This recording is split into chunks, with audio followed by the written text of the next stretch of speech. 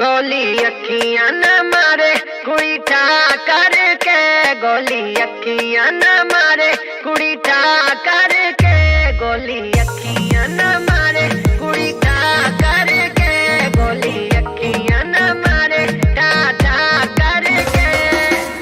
सुनिया कि तेरी गेम बड़ी स्ट्रॉन्ग, पंगा ले आनी तू मुंडे नाल रॉन्ग, मेरे उत्ते तेरा चलना नहीं टैक टैक, दिल रखा विच बुलेट प्रूफ जैकेट, मुंडा देसी ना मैं बर्गर बॉय, बंदा मार दे मैं पुछदा नहीं वाई, टेलीस्कोप विच होया जेड़ा फोकस, हेडशॉट निशाना एडा चौकस, लगी है पैराशूट ते, like I'm falling on a flop जीवे, तेरी सोचा तो above जीवे, तेरा चलना ही गोली अखियां न मारे कुड़ी ठा करके, गोली अखियां न मारे कुड़ी ठा करके, गोली अखियां न मारे कुड़ी ठा करके, गोली अखियां न मारे ठा ठा करके।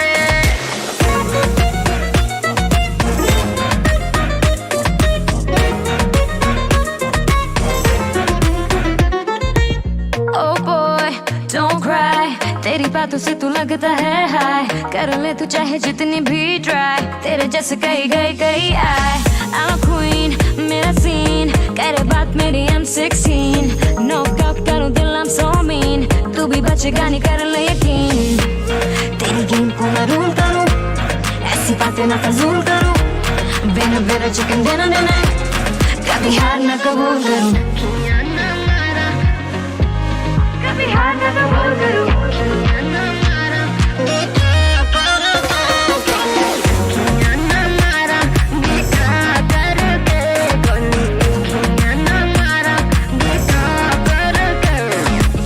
तेरी अखियां दी गोलियां भी सह गया, तेनू लगेया कि तेरे ते मैं रह गया, and you thought you knocked me out, मैं तो समझ बंद करन लई बह गया, एडा सौखा नहीं कुड़ीए हराना मैनू, 10 साल तो मैं जानदा ज़माना मैनू, मेरे लिखने दा एहो जिहा स्टाइल जिवें हत्थ विच पड़िया मैं PUBG मोबाइल चाचा, लिखां गाने राउंड जिवें खाली करा, गल सीधी सीधी करा ना ख्याली करा, मेरा स्वैग देसी मुंडा मैं ओरिजिनल, कदी फ्लैक्स कुछ बन के ना जाली करा, बैकी है पैराशूट ते, like I'm falling on a flop जीवे, तेरी सोचा तो अब जीवे, तेरा चलना नहीं वाली। अखियां न मारे कुड़ी ठा करके, गोली अखियां न मारे कुड़ी ठा करके, गोली अखियां न मारे कुड़ी ठा करके, गोली अखियां न मारे ठा ठा करके।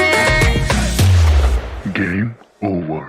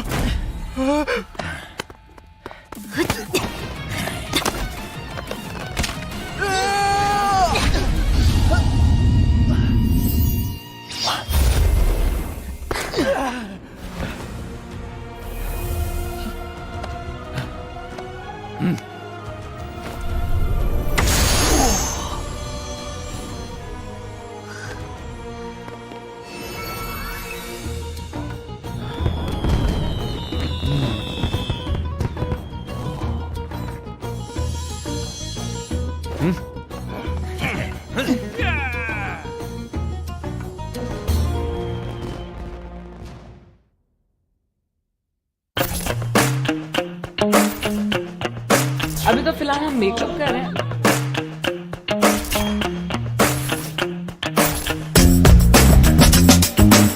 बंद का मतलब ये कि डोंट शूट गेम मास्टर माखफुल टीम क्या खले माँ का बेटा हाय बहुत अच्छा लग रहा है पबजी मोबाइल के साथ कोलैबोरेट करके और अब मुझे एक और तरीका मिल गया अपने फैंस से कनेक्ट होने का पख्तून फैंस से अपनी आवाज में पबजी मोबाइल खेलने का मौका मिलेगा अपना अच्छा लगेगा आप खुद सोचे तो कोई एक चीज वेयर नहीं है वो तो बहुत कुछ ऐसा कई दफा हुआ है कि थैंक यू वेरी मच कह के या बिल्कुल खामोशी से मैं निकल गई पबजी तो मैं सोच रही हूँ जो इस वक्त मेरी टीम यहाँ पे मैं इनके साथ खेलूँ मजे कवा कीप रॉकिंग यूथ में मेरी बहुत फैन फॉलोइंग है और फैंस वाकई मुझसे बहुत ज्यादा प्यार करते हैं बहुत हार्डकोर हैं तो लेट्स गो तो अभी हम रास्ते में हैं और हम जा रहे हैं अपने स्टूडियो की तरफ वॉइस ओवर्स के लिए वॉइस पैक आने वाला है पबजी मोबाइल में पश्तो में सो यस मैं बहुत एक्साइटेड माँ कवर का अल्लाह का माँ सरा मदद का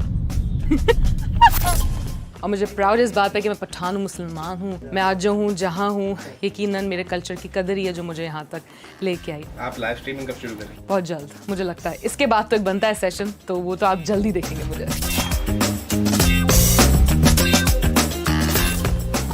हेलो 1 2 3 4 चेक साउंड चेक हाँ नहीं याला का माँ सरा मदद का माँ खबर का हाँ देर का याला का टोपक कर दे जमाफी वार याला का ब्या बपा यूज़े गेम का ज़्यादा बचक्रम मनना माँ खबर का देर का माँ बांधे डज़ों के so thank U PUBG mobile आप लोगों ने मुझे मौका दिया मैं बहुत अच्छी लग रही थी बहुत सारे कॉम्प्लीमेंट्स मिले thank you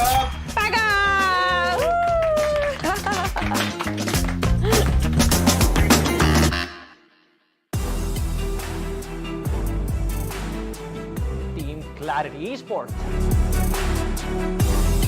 It's all about the clarity that they have for their own goals, and that's the most important thing for a team to have. It's just in the name, but we'll have to say if it's in the game as well, because the name itself is new, but the team, we know with their experience, they come up together, they fight, they dominate most of the times, and that's the only thing that, you know, we're not expecting from them. They need to dominate the entire tournament when it comes down to it. Exactly. I mean, this lineup in particular has been a lineup that dominates one map, that is Miramar. They have the clarity that they own the Miramar, but will they be able to own the major matches? That constitutes of Erangel as such for the starters, right? You need to be good on Erangel because that is the map that's played the most.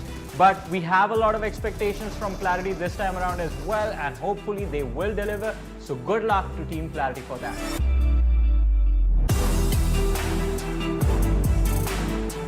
Team Freestyle. Oh yes, definitely. With the incoming of Wasi and Malik, the duo look absolutely good in touch form. Now it all comes down to if they adapt with the incoming next 17 team. It all comes down to that. Exactly. I mean, the competition is definitely going to be tough. And one thing that we've seen Freestyle struggle with quite a lot in their recent tournaments is the firepower. Have they fixed that? That is going to be the big question this time. Definitely, they have been lacking so much in the past itself.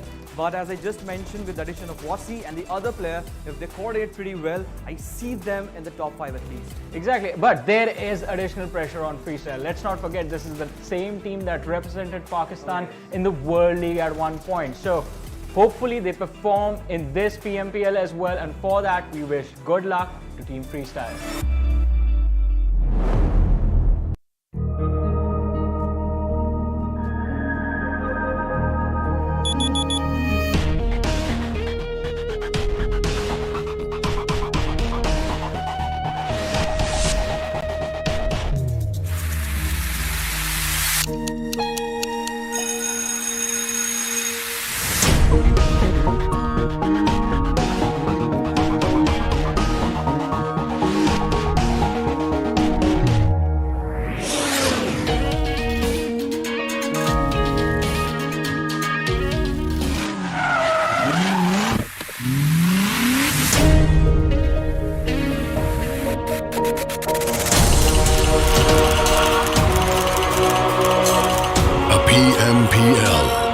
exclusively for Pakistan.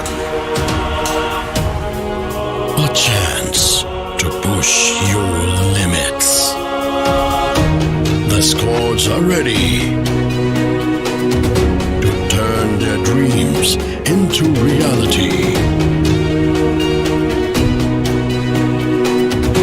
It's our chance to reach the biggest.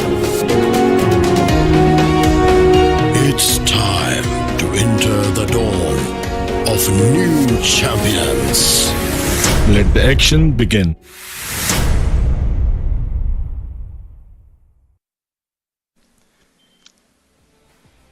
Well, today is the day where we finally get our top 16 teams that will be going on to play the finals. Welcome, ladies and gentlemen, to the final day of the Super Weekend number 3, the last Super Weekend of the PMPL Pakistan Spring 2022. Of course, brought to you by Oppo, who are our PUBG Mobile Esports Pakistan's official mobile phone partners. And joining along with me is going to be CA, who has been casting all the games of this week. So, how has it been, buddy? Oh, it's been real fun. It's our last Super Weekend, so we're really seeing teams grappling the very edges of their qualification, trying to make it in there. And that's been a fun ride to watch, but it's also been just as fun watching the top teams free up a little bit, focus more on that elimination battle, leader fight altogether, and still manage to be able to pull out all the stops. And really, I want to see that continue today. It's the last day of the Super Weekend fixes. So much on the line for these teams. So much, in fact, yeah. I mean, we've been taking a keen eye at the bottom half of the table, right? So much fierce competition going on down there. While the top half is pretty much just playing for the heck of it, you know, just to have some fun and also possibly get their hands on those $500 over there.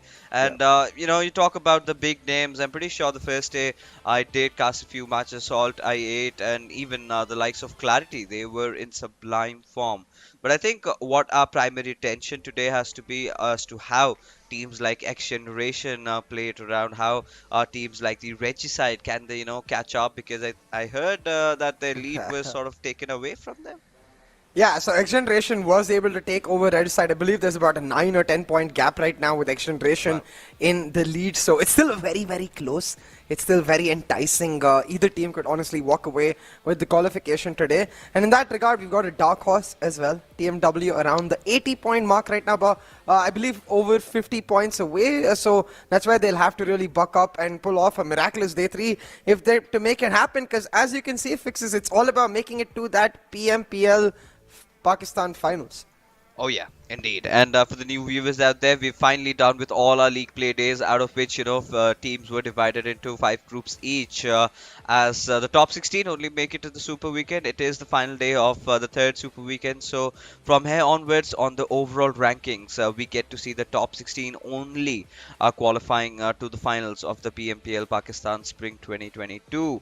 And it's going to be a rather very interesting affair as we take a look at the massive prize pool of 1.76 crore Pakistani rupees. And not just that, you know, we've got separate prize pools for the MVP. We've got separate prize money as to whoever wins the league stage. I think SALTxi8, considering the kind of a difference that they've created between them and the other teams, I'm pretty sure they are going to be looking to be staying on top and get their hands on 2,64,000. Oh, my apologies there. It's for all the teams making it to the final. So that is, of course, there. Yeah, but today is the last day to grab yourself the 500 USD chicken dinner per match prize that we've got for Super Weekends. Final day to get it on, and we'll see which teams are able to get it. Still, right now, in terms of chicken dinners, our leaders are MetershotxSKY Fixers, who are just like making Erangel look like such a dominant map for them. They just have one condition, you know, they like get us to the late game in a comfortable spot like a high ground or a compound or something where they can really fight from. Quite simply, they will get you the chicken dinner, and they're so damn good at it. Oh, certainly. I mean, you talk about MetershotxSKY, kind of have cracked the code, right? This is what we're talking about every single time they come into Erangel and make it to the final phases of the circle. I think it's inevitable that they get the chicken dinner. But again, another team that has really impressed me so far has been 52x Rage. The kind of aggression that they've put on the table, that's pretty interesting to watch. But ladies and gentlemen, this is the page that we are more interested in, because the competition going on 18, 19 and 20, I think we can rule them out over here. TMW, it had been a long run. They went off to a good start, but still was not enough. But Regicide and XGeneration and the Grounders, we do have a tough competition cooking around here, and it's going to be so important for Regicide to really pick up the pace. And FMR3D, I think they're enjoying a little bit of that difference between them and the Grounders, so they're sort of good to go. But I think North Esports has also improved drastically, considering the fact that they've missed out on the first Super Weekend. Oh, 100% fixes. Though out of those 3 chicken dinners, they've got 2 of them were just yesterday. And they had a phenomenal day to really... They were around that bottom fight, the way XGeneration, Grounders and Regicide are, but those 2 chicken dinners, well, you can see that it created a good enough gap for them to now be feeling confident going into the grand finals, that they do have what it takes. They might have missed the initial Super Weekend, but the fact that they adapted, the fact that they rallied back strong is going to be their shining light. But I also want to see if TMW can find a miracle really coming into today. It does look gloomy, to be honest. They were not. They had a decent start yesterday, but they were not able to build up on it whatsoever. And they kept getting shut down in those later circles. I feel like that's why they've just got to get aggressive from the start. I don't think playing it slow is going to work in this particular lobby anymore. And to top it off as well, we do also know for the fact that the teams that are already doing well would be there causing a lot of menace for the other teams, right? Especially, I think the most notorious ones this time during the PMPL has to be Team SALTxi8, right? The way they just keep on searching after squads. They don't care if they get taken down, but a little bit of a head-to-head between the players of 52x Rage, and performance comparison between the second Super Weekend against the third Super Weekend. You could see aeons of difference over here in every aspect altogether, right? So this level of confidence is much needed, especially when you're heading into the finals. Actually, that one word you said, confidence, really, that perfectly explains these statistics from 52x Rage. Yesterday, they were just feeling like a beast unleashed, and continuously during the cast, I was left wondering, is this because they're guaranteed to make it to the finals? Because if this is what their team can play like without pressure, they need to find a way to get rid of that pressure in the grand finals, because when there is pressure on them, they do seem to succumb to it in certain situations. If they can turn up with this style of gameplay that they're able to do without that pressure, I think they will be a serious team to watch out for coming into finals. Oh yeah, I mean, I am loving how these teams are picking up pace, right? 52x Rage knew that, they had to show everything that they had. And I think, likewise, if you take a look, eventually, earlier on, if you remember, it was about Daku and faster delivering. But I really liked, Pharaoh and Zen coming into the roster and making sure that they are the ones who are getting a majority of the frags, just ousting faster and Daku. So they've got a little bit of a competition between themselves, but as long as it's healthy, as long as they are earning enough points, I think I don't have anything to complain about. Exactly, and it's not like they're doing it in any sort of weirdly defensive manner that can be exploited or broken easily. No, they're doing it with just the confidence in them to take those fights and deliver.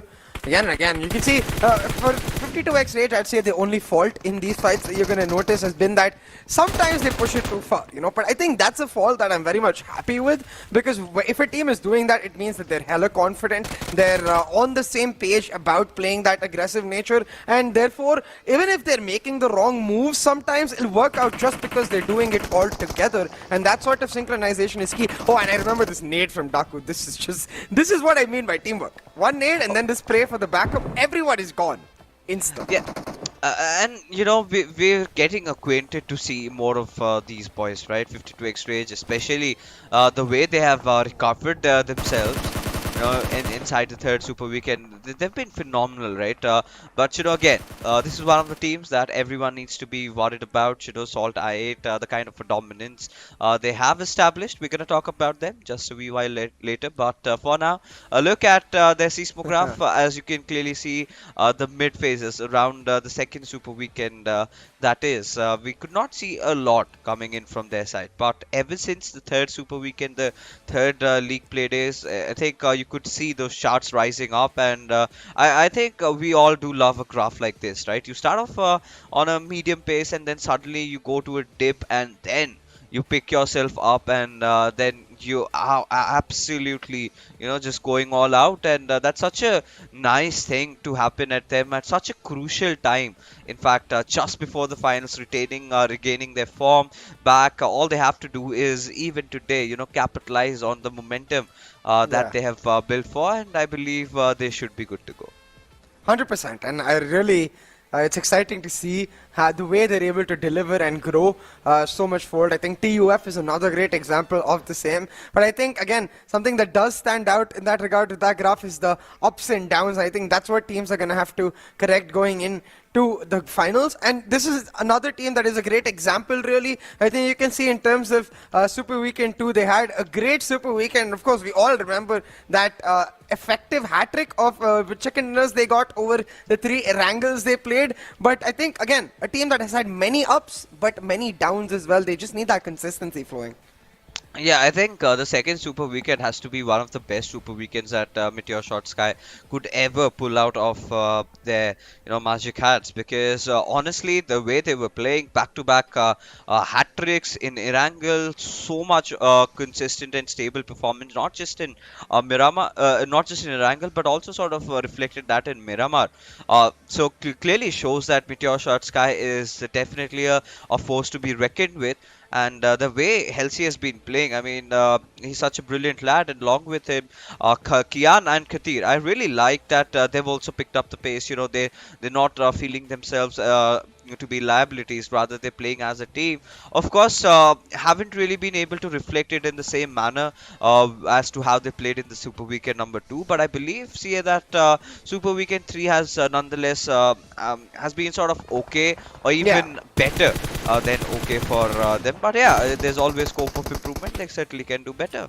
Exactly, and there's scope to actually see that improvement as well with our final day, right? So we don't have the final stats of Super Weekend 3, but really, like you said, I think the biggest conclusion from Super Weekend 2 was their ability to continuously close out these Erangel games. You see, most of their highlights are in those Erangels. It's because they're just so damn good at controlling that small knit area that they always play in. They're not like a 52x Rage who is separated, They're like a team who continuously likes to play off of the back of each other. And even that 1v3 play, I saw the HELSI play I was talking about, 52x Rage, they had the circle in their favor, they had the man number in their favor, but just perfect utilization gets MetershotxSKY that win, and somehow they pull it out in those clutch moments every time. Oh, certainly. And the way MetershotxSKY, you can clearly see at the graph as well. We've seen a lot of highs from their side. Eventually, after the start of the first Super Weekend, is where we saw that little bit of a dip, a little bit of a run of that bad form. But ever since, I think I've got no complaints. We've still witnessed a few bad couple of games, but that is okay, right? That happens to the best of the lot. But for MetershotxSKY, like you clearly said, right, it has always been about steering off of fights in the early phases. It's they always make sure that they focus on the rotation, and while on rotation, I'm seeing that tendency that now they're not really shying away from picking fights, right? Even if they've got a squad in front of them, they're going for it. Unlike how they played in the first Super Weekend when they used to try and steer away from it, and this is a positive sign, right? And today also, with them knowing that they're still qualified, they're still gonna get the same amount of prize, even if they finish off a few positions higher. So we're gonna witness that little bit of an aggressive play maybe coming out from themselves. But this team, Team TUF, one of my favorite teams from the second Super Weekend heading into the third Super Weekend. Well, I mean, they've done decent in terms of the survival time, because that is the only positive, factor that I can take from this head-to-head. But regardless, I think the second Super Weekend has to be their best. But still, see, I must say that they do have a lot of. They still have 5 games to go, so they can really change things around, maybe. Yeah, 100%. And you can see they have the firepower to make it happen too. Edgar and Joker really have been the players who've been standing up to a large extent in this last few weeks so far. And they will be the ones again leading the charts because these are 2 players again in the top 10 of the elimination board, you know. But I think what especially has TUF stand out to me is the fact that last week, you're thinking about it, where did this team come from? Out of nowhere. And our question always was, can they show us consistency in that one weekend? They answered that with a resounding yes. Coming into Super Weekend 3, our question was, surely they're not going to be able to do it just as good again. And they have. The stats quite similar to each other already. And if they pull off a similar day 3, I think it almost establishes themselves as that potential titan that can challenge the SALTxi8s going into the finals. Yeah, I think one of the players that we'll have to talk about has to be Joker, right? The way he's been collecting finishes for his team. I think it's something that we really need to be happy about. But it's not just Joker anymore, right? I think Virus and Edgar have also picked up the pace, and they're getting quite a lot of finishes to their names. But Thor is finding himself to be trying to get himself settled in, and I think once he does that, TUF are gonna look even stronger. Now, TUF is not one of the squads that is lately formed. Rather, we have seen them for quite some time. Few additions had been made whatsoever.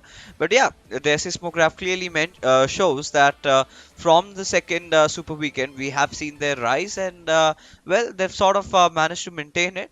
It was just yesterday, a little bit of a dip in form, but regardless, I think no complaints from their side.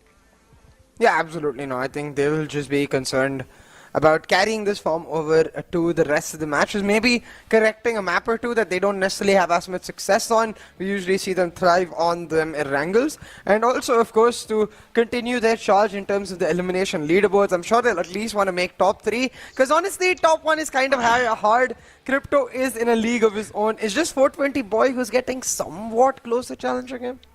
Yeah, I think it is going to be a really interesting competition because early on, I mean, the storyline was all about Crypto and his competition with his own teammates. I think Blade was in the race, and we did have Uzim also making it. It was just about when his reviews they are gonna make it. But for all you guys out there, we all know that the AMP is a broken weapon right now in the battlegrounds, and you might want to get your hands on these 2 amazing, lovely, really old and retro skins.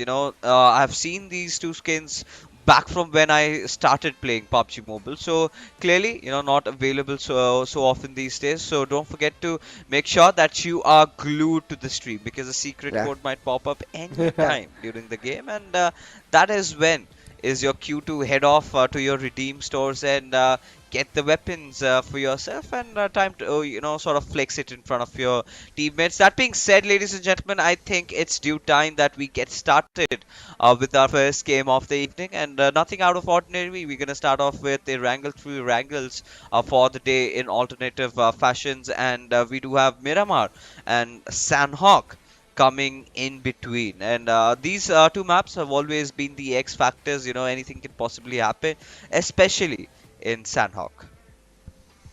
100%, really. But when you look towards the Erangel map chance, you can see again a reflection in terms of the teams who we have seen thriving most recently. You got MetershotxSKY in there, you got North, you got 52x Rage. I'm a little bit surprised we actually see FMxR3D in there. Shows you that they've been sneakily making those improvements that we wanted to see, and slowly rising coming into this final Super Weekend. We'll see the final result of it all in the finals, but maybe a sneak peek today. Maybe they grab themselves a chicken dinner.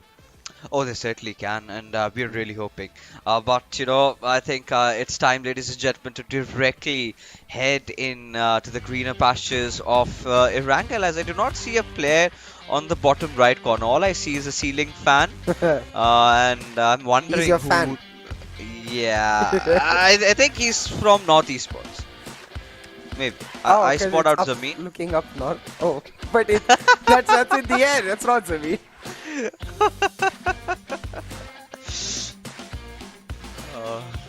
All jokes aside. Yeah. We're going into Erangel fixes, heading in from the northwestern side, heading towards the southern, like quite standard flight path, accessible to almost all teams. But come on, man, we've been asking for the drop contestations, the aggressiveness from teams for so long. Maybe, come on, finally they'll actually give it to us and deliver, because if not in Super Weekend final day, then it's probably never. I doubt they're going to do it in the grand finals. Yeah, I think today is a day where you would want to spark up some good old rivalries, right? Yeah. Especially just drop after SALTxi8, go and contest them in the military base. Say that you're gonna come for them during the finals, and have a little bit of that fear instilled in their hearts. But for now, I think the teams, they're just gonna mind their own business. CUF, Clarity drop off at George Paul. Respectively, TUF more going towards the hospital, 52x Rage. They're gonna mind their own business, heading around Stalberstar, of course, dropping off at Sivverny. MetershotxSKY and SALTxi8, they're gonna be taking the Southern Island to themselves, as Regicides drop off at Milta. And the circle formed out over here is one of the circles that I think we've also witnessed in the past. Kind of tends to go a little bit around those eastern sides of the Georgia Paul containers. And we were sort of anticipating, this particular circle used to head out a lot towards ruins. But this time we haven't seen more of those ruin circles. So I'm going to be surprised if it heads over there. But for now, I don't see any drop contestation happening really well. Few teams are nearby to each other. Maybe TmW and QWERTY can, just go after each other. I think that's the only area that I'm getting a little concerned about, because TMW ideally, well, they don't head over there, right? I think they're going after the players of XGeneration, so that is going to be really interesting to see. Most definitely, Fixer is going to be quite illuminating to witness how these teams do navigate these locations. And I think especially for TMW, right, it's all of the trials and tribulations they face, it will be just completely forgotten if they're able to pull it off right here. They are going to be a little sad though. They didn't go for their standard Zarki drop. They're stuck in a massive hot spot, like a high traffic zone. 5 teams, including them, around this area, as compared to Zarki, which would have been in the circle and completely empty right now.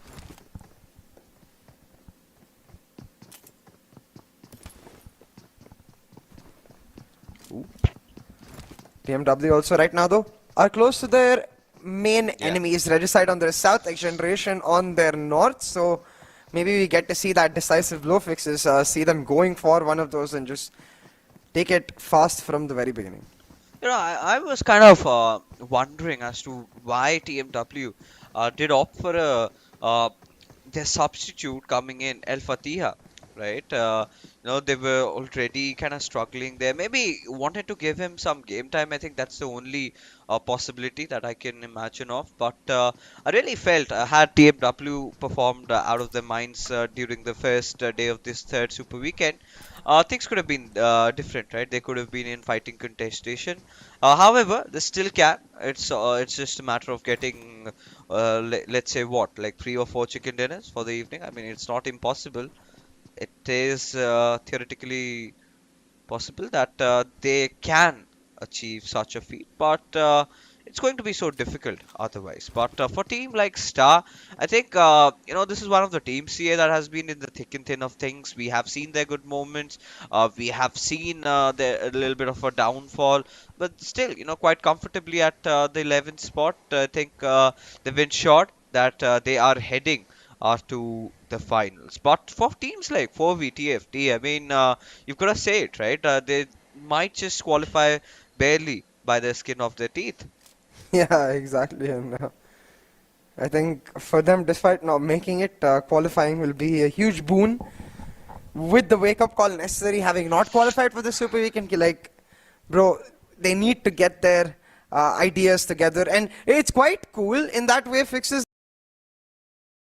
Changes that have been the last 2 Super Weekends we've had, there's been so many radical changes with regards to which teams in the middle of the pack area, from that 6th to like 16th mark, the changes that have been made, where at one point we saw teams like Freestyle, Quantum Rage leading the charges at the starting, having that downfall, now starting to push back, occupying that 10th spot. Even Magnus, for that matter, right? They are now starting to rally back and showcase some of the form they showed us all the way back in week 1. So it's almost like the circle has come around, and we are seeing the full cycle of the PMPL Pakistan, but the cycle comes to one grand showdown in just 1 week. So teams, they are on a clock. Oh, they certainly are, and today we will have our top 16 teams, and it's going to be so exciting. But we've got to take a quick glance at the map feed and see how teams are trying to traverse around, of course, XGeneration. It's going to be such a high pressure day for them. They know that they are the easier targets today. A lot of teams will be going after them, would be trying to also possibly ruin the chances into making it to the top 16. But pressure is also going to be on Regicide, who yet haven't really started off with their rotation, right? Still getting down with their loot. They're going to be late to the party. They're going to be trying to play around the edges. But I really like what FMR3D did, right? Directly went on towards the eastern Georgia Paul squad house, over there, and just they will hold down the fort, and we'll wait for the zone to eventually shrink, and that is how they're gonna carry on with the game. But what are your thoughts about FMR3D this Super Weekend? I think this Super Weekend they've been much better. Still not the top level of performance I think we can expect from them, given again the fact that they're an invited team, right? They're an experienced team. They have the capability to make that level of performance happen, but certainly it's been much better as compared to what we witnessed in the initial stages, and I think they will be happy about that and just look to take that momentum into the rest of this match. Now, I am glad, like you mentioned, that Regicide, they hadn't gone for the rotation yet.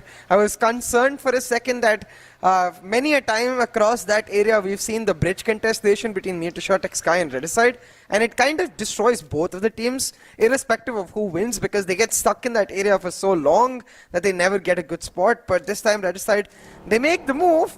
They might have to contest with another Sosnovka Island team in SALTxi8. Oh yeah, and that's going to be so interesting, right? Because Regicide, at this point we have a different fight ensuing in front of us. Of course, Star up against Clarity, and I think we've seen this situation twice or thrice, right? They kind of tend to lock heads with each other over at this place, particularly, especially Clarity. They've taken so many fights over here, won a few, lost a lot, and they've been learning ever since. And I think Clarity, they have recovered, right? Recovered from how they were performing in during the third league play days.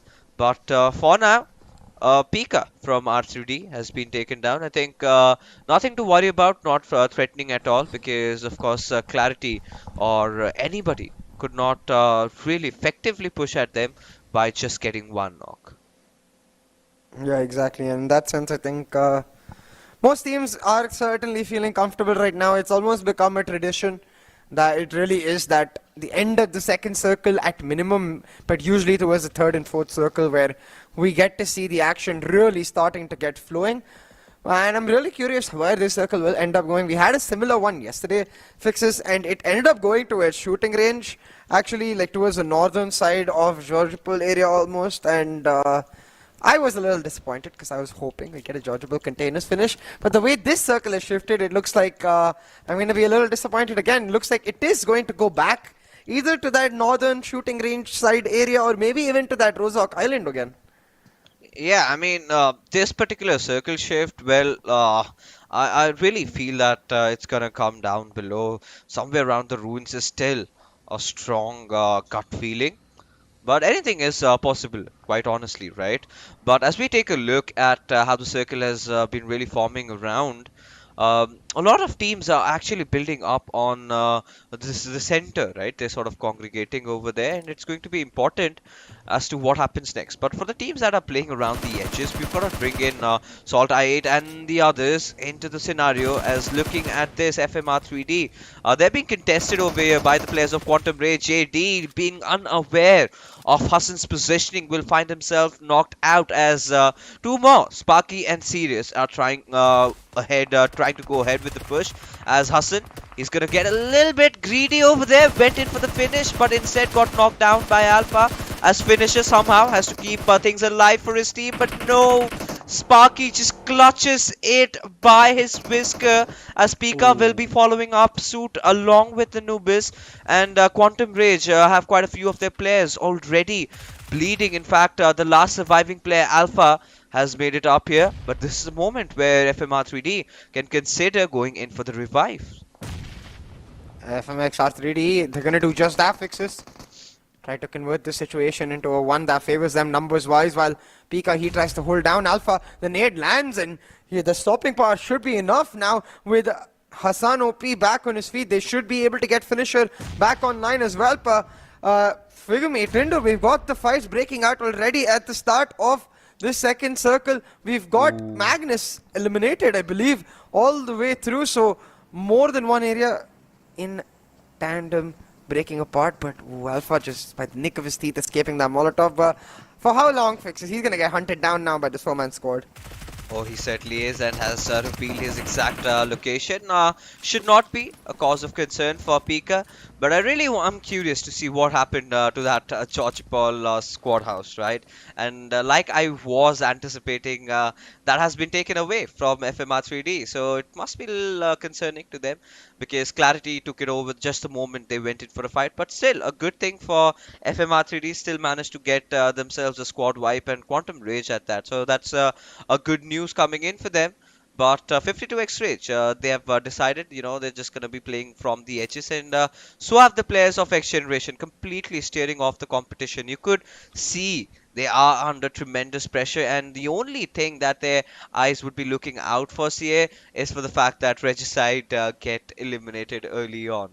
Yeah, exactly.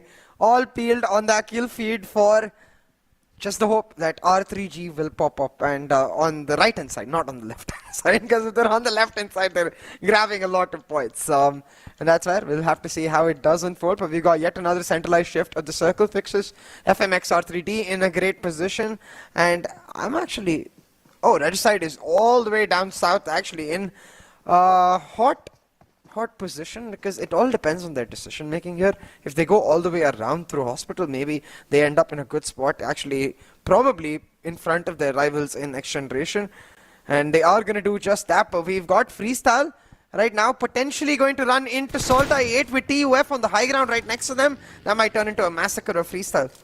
Oh, that certainly can. And for Freestyle, haven't seen the best of their days yet, haven't really recovered. But yeah, the 10th position is still something that they find themselves comfortable in.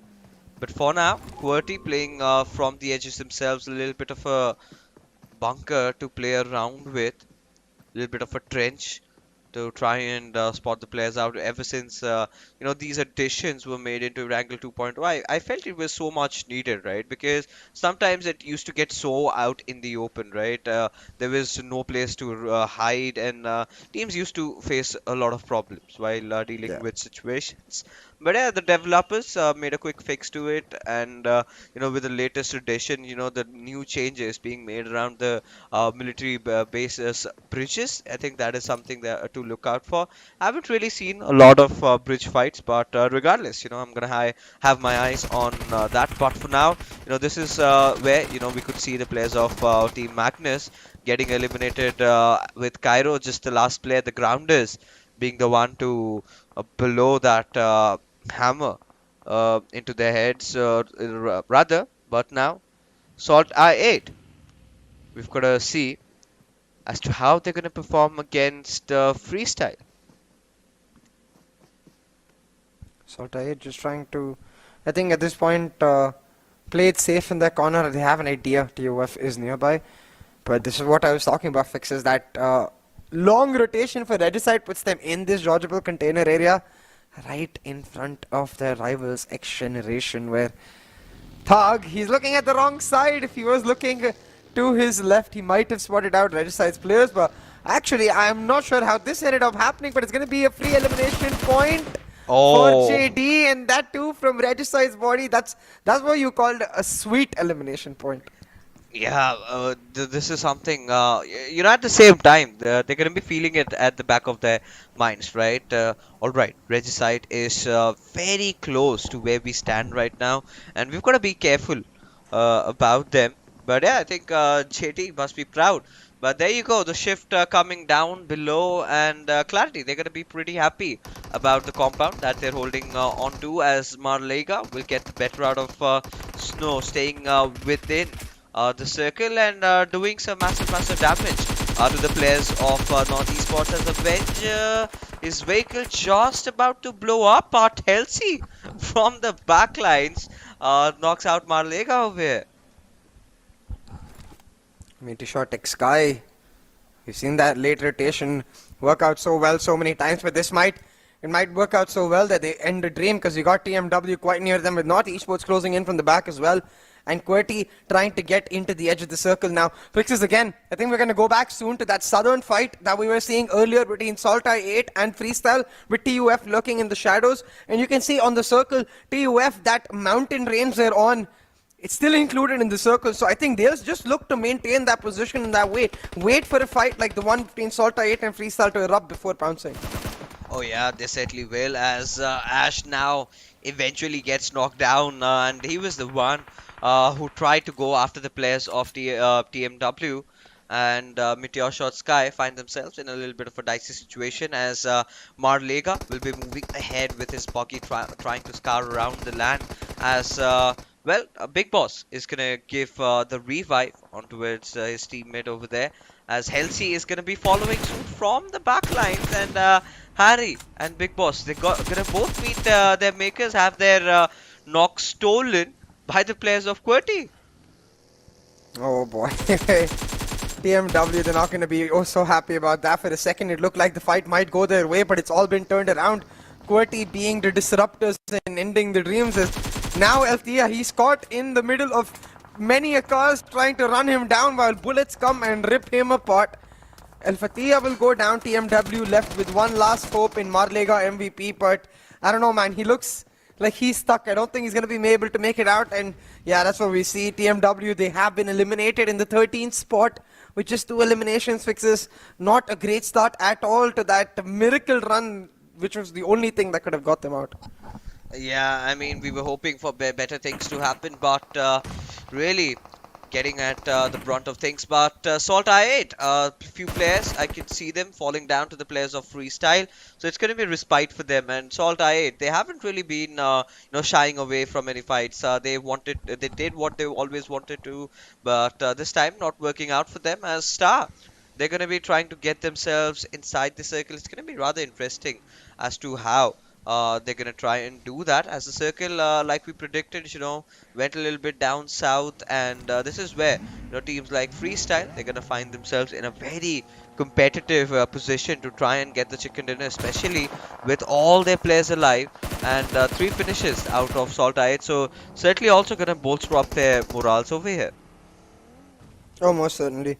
In that regard, really also make them feel strong about their position heading into that grand finals area. But right now, we've got a huge shoreline focus from these teams. They're expecting, again, that centralized shift of the circle to come through.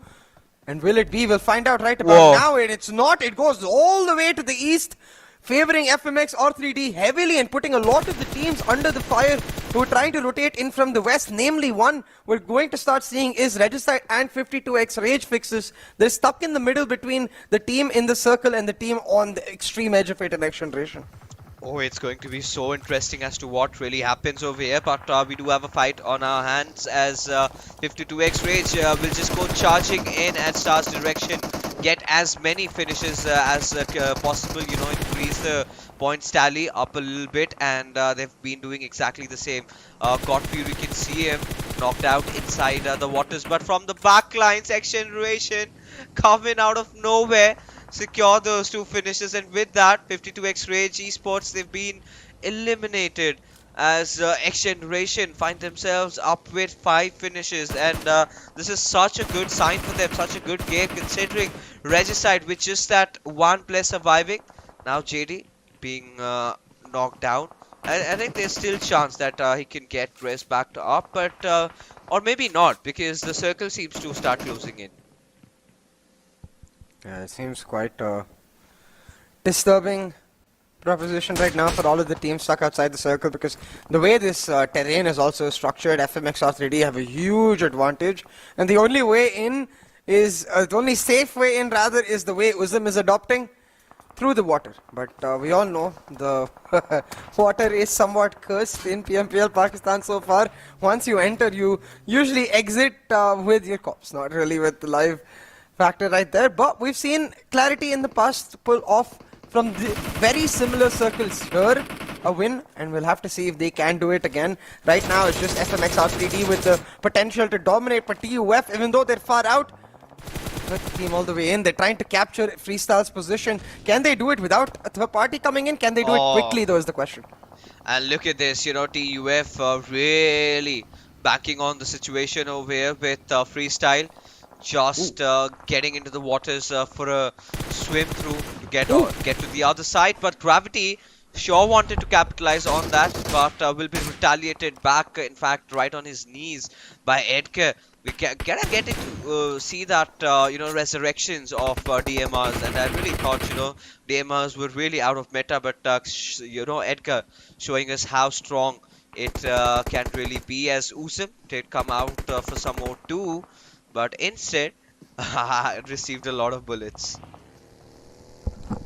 Not ideal whatsoever, but with this circle now starting to move in, these players are feeling a lot more congested, and I think Freestyle, that's the problem for them right here, because if they try to land on the shore, maybe Uzum will come out and pop them up, but if they try to come back, then TUF will, and that's where the backup from QWERTY is something they'll be thankful for.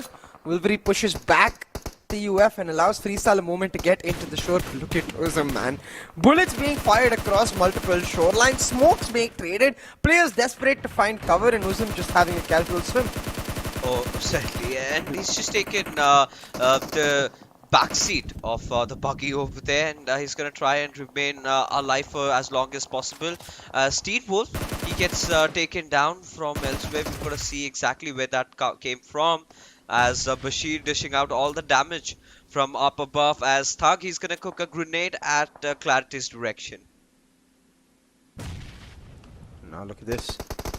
QWERTY stuck on the cliffs as XGeneration tried to move it forward. Remember, back to the fight we have for that 15, 16, 17 spot. XGeneration, Regicide and the Grounders in play, but the Grounders are already eliminated, which gives XGeneration and Regicide a chance to push back and try to build that momentum. XGeneration trying to do exactly that by pressuring QWERTY here for 420. Boy, man, how does he dodge all that? I have no idea. I have no idea how did he do that. And surely has become Aquaman inside the waters, as 420 boy clearly has his eyes on the elimination leaderboard. Thug coming in from the sidelines. Crawling was so very well prepared for him, but wasn't quite prepared for the threat from behind. But 420 boy still keeping his team in contention amidst all the bullets flying at his direction, taking water to be the cover for him right now, as JD does have a chance to get himself back on his foot. SALTxi8 have been eliminated in the meantime. TUF making the water rotation to get into the edge of the shoreline. With XGeneration, they haven't been able to shut down 420 boy. That Aquaman power you're talking about fully coming into play, as he's come into the land and shut down XGeneration's hopes and dreams with a little bit of help from FMxR3D. XGeneration eliminated in the 6th spot. They'll not be happy about the fact that Regicide, they've still got 1 player surviving, along with 420 boy just swimming and swimming and hoping and hoping. It's getting so interesting, things are getting heated up. Vaz, look at him, he's made it so far, and he's gonna make it to the top 3 at the very least. But just as we speak, the Caster's Curse coming in, getting eliminated at the 5th position, and the worst thing here is that they have no finish points compared to XGeneration, who've had quite a lot. But for now, Joker has of course taken quite some damage over there. They know exactly where 420 OP is. As FMR3D, I think this chicken dinner is pretty much theirs, nothing to worry about. Inside the circle, have the best compound to themselves, and the only looming threat, I must say, could be QWERTY if they manage to successfully take down a player or two from FMR3D. But otherwise, I think this is basically their game to lose. I think really that fight between TUF and QWERTY will decide it. If any one of those teams takes down the other in a decisive manner without much loss in terms of their own team, then maybe that team has a chance of contesting FMxR3D. But if the fight between TUF and QWERTY is bloody, messy, and you see losses on both sides, then that's just a freebie for FMxR3D. As long as they're able to control 420 Boy on this flank for TUF, they're going to turn the tables and pile the pressure on both teams at once. They find knocks, not just in QWERTY, but in FMxR3D as well. TUF, man. They're like a group of ninjas moving around in this battlefield. Oh, certainly, as now, one after the other. Look at FMR3D, 12 finishes amassed already. But yeah, like you said, you've got to give it to TUF. Such a valiant effort out there, but now reduced numbers on them. As 420 Boy, he's still surviving for his team, and we know every single time this lad makes it to the final game, he comes up with something magical, but maybe not this time, going up against Hassan, and 420 Boy still has managed to secure that knock. I just do not know how on earth does he manage to do it, but has been the case today as well. As FMR3D, they're going to be having their hands on TUF for the meanwhile, as Hassan, he lies knocked out, but Joker, he's bleeding. Now FMR3D one step closer on getting that chicken dinner. Just will thwart that Molotov at 420 Boy's direction. Has taken quite some hefty amount of damage, but still not out of the picture. Yeah, not just yet. 420 Boy playing very, very safe right here. He's caused so many issues for all of the remaining teams, and he's managed to get himself a second place finish, but I'm sure he wants more. Finds the one knock onto Anubis, switches the weapons, looking for finisher R3D. He's almost going to be able to knock him down in the one knock. 420 Boy coming up huge, man. He got the chicken dinner, I believe. Yup, 420 Boy pulling it off. No way. Wow. No, I'm done. Could we just, shut down the show and everything, because FMR3D. Well, I mean, kudos to 420 Boy. That was a very nice clutch. But FMR3D 101 how to throw a game, possibly. Yeah. I mean, nothing really taken away. They spotted him out. None of them were able to dish out the damage, and as a result of which they will have to give away those $500 to QWERTY Esports, as they have managed to get the winner chicken dinner out of nowhere possibly, just clutching it out till the end. And wow, I mean, that has to be one for the highlight reels. Take a bow, 420 Boy. I'm just in shock, man, still. Like, as a casting, I was like, surely, they're gonna kill him now. No, they're gonna kill him now. No, they're gonna finally kill him now. And they didn't. 420 Boy just one by one. Definitely how to throw 101 by FMxR3D, but 420 Boy, to even make it that far, to pull it off, just hats off performance altogether. Oh yeah, and we're gonna talk about a lot of what happened in this matchup, but after this short little break. Go!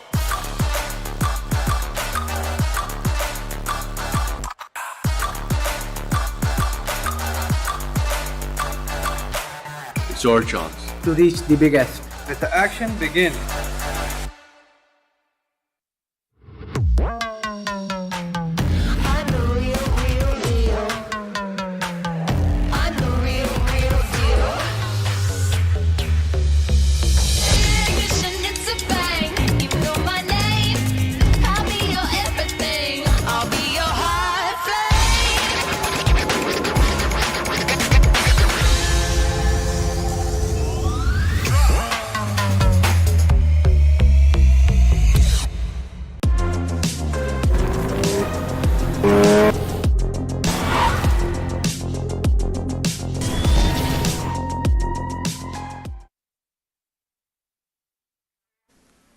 Well, there you have it.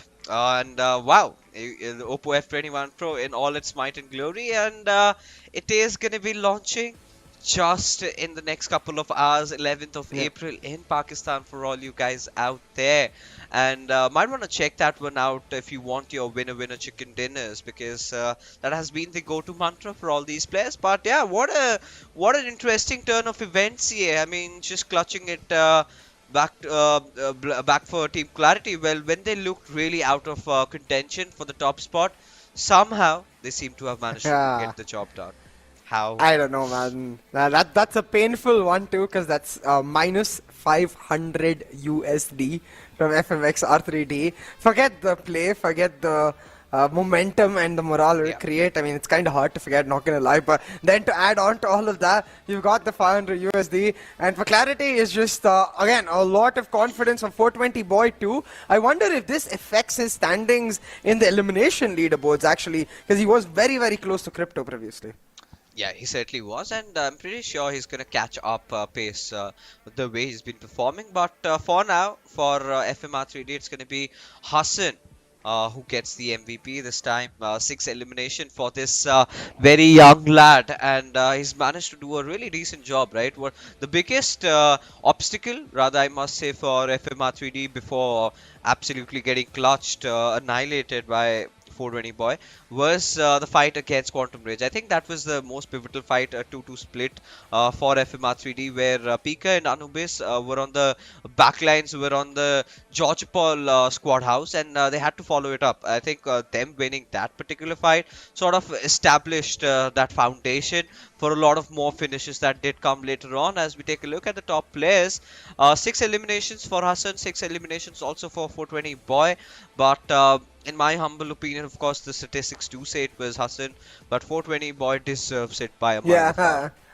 100%, man. I think the statistics don't account for the impact of the play, right? So, yeah, really, in that way, I think 420 boy most certainly deserves it, and for him, it's just going to be now a case of continuing these performances throughout. And it's so interesting because when you think about the fact that all the way back to Super Weekend 1, this was a player who kept dying early and kept getting caught out. You know, it was an issue for clarity, but not only have they resolved it, they got 420 boy with his prime time firepower really come online. And even in this comparison, you can see FMxR3D, it was their game to win.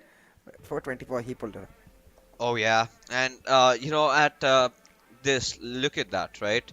Everything just favoring FMR3D, but 420 just came out of syllabus for these lads, and I'm kind of rather surprised, you know. Honestly, they knew where he was, his position was locked and loaded, and somehow they were just unable to get that finish on him, and that's so ridiculous, because you know 420 just did not. I think he switched his weapons twice during that one particular fight, so clearly shows that either the players of FMR3D were just lost, or something really wrong happened to them.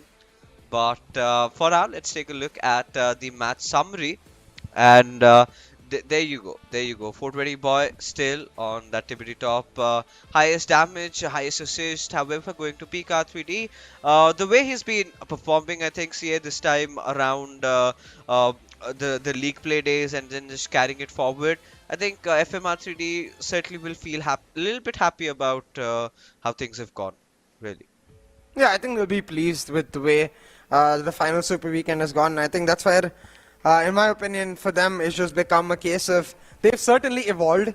They're no longer the fumbling team we were witnessing in Super Weekend 1 or 2, but I feel like they still haven't hit their maximum potential.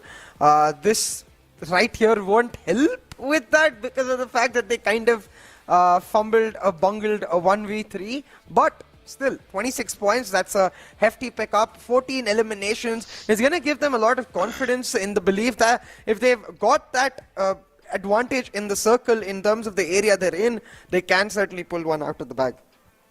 Yeah, and more than that, I think I'm really happy with the way Team QWERTY have also been performing, and TUF at the very least, right? Considering the kind of a situation that they were in early on, and how they recovered, right? As we take a look at the Oppo moments, clearly one of the most pivotal fights But this is where even we witness Magnus getting finished off. But for FMR3D, I mean, that little compound became so important, and it got so exciting when the zone shifted towards them, right? Not a lot of us were anticipating in that, and that is where all the chaos ensued through the map. And more than that, right? I think for Team QWERTY, they were playing around the edges. They managed to hold it on for quite a long time. 7 finishes, not too shabby.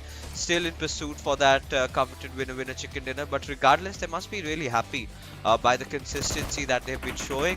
I think during the finals, they will have to figure out a way on getting those winner chicken dinners, because that is what will decide how their performance is going to be in the finals, whether or not they qualify for the stages ahead or in the PMPL.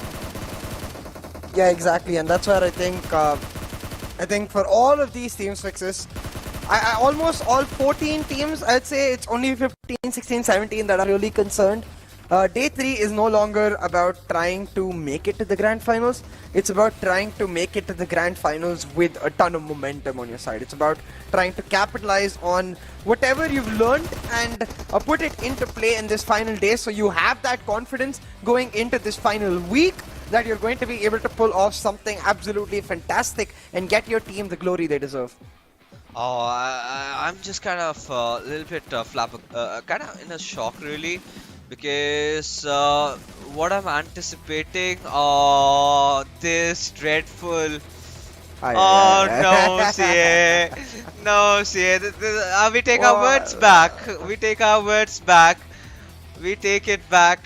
Ladies and gentlemen, this really notorious glitch just handing the chicken dinner, and this has been happening across the other stages of the PMPLs also, right? But yeah, I think had that not been the case, could have been an easy chicken dinner.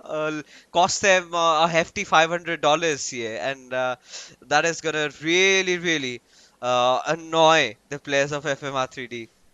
Yeah, that is. That's gonna hurt, right? Because if you look at the damage graphs, they were dominating the lobby all the way through. I'm sure they would have wanted those 500 USD. They would have wanted the prize of that chicken dinner. They would have wanted the pride of the chicken dinner, but it's denied from them. And 420 will be the eventual benefactor. And he's just gonna be like, okay, I'll take it. It's quite curious too that their damage is 1420 for 420 boys. Or almost like he choreographed it to perfection. Yeah, I think I do not know what to say from here on, right? Because FMR3D, I could clearly see all the players were shooting at 420, and he barely took any damage at all. But yeah, I mean, that's how life is. SALTxi8 team TUF, MetershotxSKY still maintaining that top 3 position. TUF, however, have risen on their ranks, have gotten that 2nd position secured for themselves. Team QWERTY also finding a little bit of more stability, as Clarity will also take a jump 1 step upwards. But what are we interested in the second part of the table, and that's where all the masala lies. Yeah, exactly. Right now in this part of the table, it's just about those chicken dinners, which I actually just for this table want to see. Can QWERTY at this point just get 1 chicken dinner? I mean, it's a great accomplishment to be where they are without a chicken dinner, but it kind of hurts, right, to not walk away with any of those multiple $500 prizes. So for them, it's a small goal. We'll have to see if they can accomplish today. But as we move on to page 2, that's where things will get real interesting fixes, because XGeneration with this game, they've increased that gap from 12 points to 16 points. Meanwhile, Grounders, they're not able to get off to a good start whatsoever. So the gap is decreasing between them and XGeneration, now just 10 points, and Grounders potentially in some serious trouble. Oh, they certainly are. And now it's going to be interesting, rather, to see if they're going to get toppled over. But for Regicide, more than that, I think they somehow need to make sure that they cross over XGeneration, and considering how XGeneration have been playing, it's going to be so difficult for them to catch up, right? They need at least 1 good chicken dinner game, and well, It's kind of getting really tedious. But the next matchup that we have for them for Regicide has to be the best Miramar of their lives, right? They have to get Oh some my God. positive results in that game because it's just that one last Miramar in the Super Weekend C, and they have to make it count. Regicide have always dominated Miramar, and more important than ever, they need this chicken dinner importantly right now. They needed fixes, but I'm a little scared for them because yesterday they could have made it happen too. They got 0 points. They were the first teams eliminated, and the really interesting point was that they were eliminated by XGeneration. That sort of just started the beginning, or it was the beginning of the end for them with respect to that top 16 spot. XGeneration eventually later in the day took over, and since then that has been the story. So I absolutely agree. If Regicide is to make it back into the top 16, it has to be from our 12th match right here in Miramar, and I don't know, can they do it? We'll have to see. Well, I mean, we certainly have to see as to what really happens in Miramar because honestly, anything is possible, right? We've seen those really very decent circles, I think quite contrasting to what we did see in the first Super Weekend. Really abysmal Miramar circles is what we were witnessing back then, but now it's been pretty much around the centers, nothing really out of ordinary. And yeah, as we take a look at the map chances, TUF, Freestyle, Regicide find themselves to be the clear favorites with SALTxi8 and Clarity not really far behind. Yep, and to be honest though, Fixus, I was thinking about what you mentioned about the circles. I kind of like abysmal circles. I 100% agree. It's been a lot more standard recently, and it's allowed teams like, that's why you can see TUF, SALTxi8, Clarity, all top teams in this top 5 map chance regard, right? But I like those ridiculous circles which somewhat give a little bit of a luck advantage to some of the smaller teams. I'm kind of hoping that something like that just sets itself up for TMW. I would love to see them at least get a chicken dinner, if not go away from this weekend with a qualification for the finals, maybe 500 USD. I mean, at this moment, I'm really feeling bad for FMR3D. You know that's a constant regret that's going at the back of my mind. You know, them playing so very well till the end, just falling down to a bug where 420 points did not take any damage, and it was so hefty. It costed them $500, right? And had it been on any other given day, right, on any general normal day, I think it would have been pretty early on where Hassan, I believe, managed to get that knock.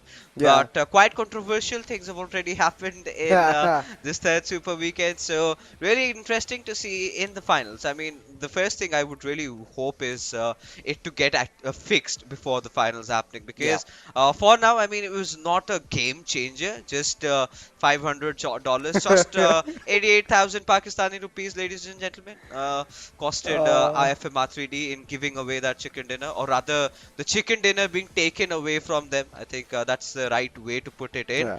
But yeah, I think in the finals I really hope this gets fixed. Otherwise, you know, this could be so game changing, right? Imagine the whole squad shooting at a player and him not taking any damage suddenly has become Superman, and well, you can't do anything about it. You need kryptonite bullets, you know, and yes, that's now possible unless we get a new Superman update. PUBG Mobile, I'm not so sure. But right now, I believe the teams are getting ready for Miramar fixes, and I think really hoping that that simple, like almost external thing doesn't play a role in the qualification aspect. I hope it doesn't come in play when it comes to the XGeneration, but we won't have to wonder anymore. The match is live, so we'll head straight into it. And hey, the fan man has gone. Instead, we've got a couch now. Oh yeah. And he's finding himself really comfortable when settled in, and this time on the right position. But I'm searching out for the players of FMR3D. You can feel that frustration in their hearts right now. I think I'm not going to be surprised if they're going to just land after Clarity and you know, just take them out of the picture. But that being said, ladies and gentlemen, here we have the big bird in the sky, all the way from the southern side, Puerto Paraíso towards La Cobreria, and a pretty decent flight path trajectory, I must say. Most definitely. Just a simple one that's going to be allowing all of the teams to access the specific points they want. Hacienda del Patron in the middle of that flight path is going to make it that much more interesting. How these 4 teams that we usually see around there really maneuver that area, because it does eventually become a hotspot later into the matchup. Right now though, just teams fanning out to their standard spots, and I'm quite curious to see what the teams are expecting in terms of the circle.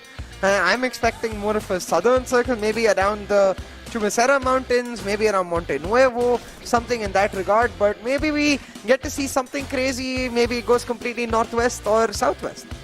Oh yeah, I certainly would want to see something around, well, I mean, we've been constant patrons of wanting it in Minas del Sur, right, in the southern islands. Come on, give that to us. There was one occasion, I think it was a PMNC of the Pakistan region that I was casting.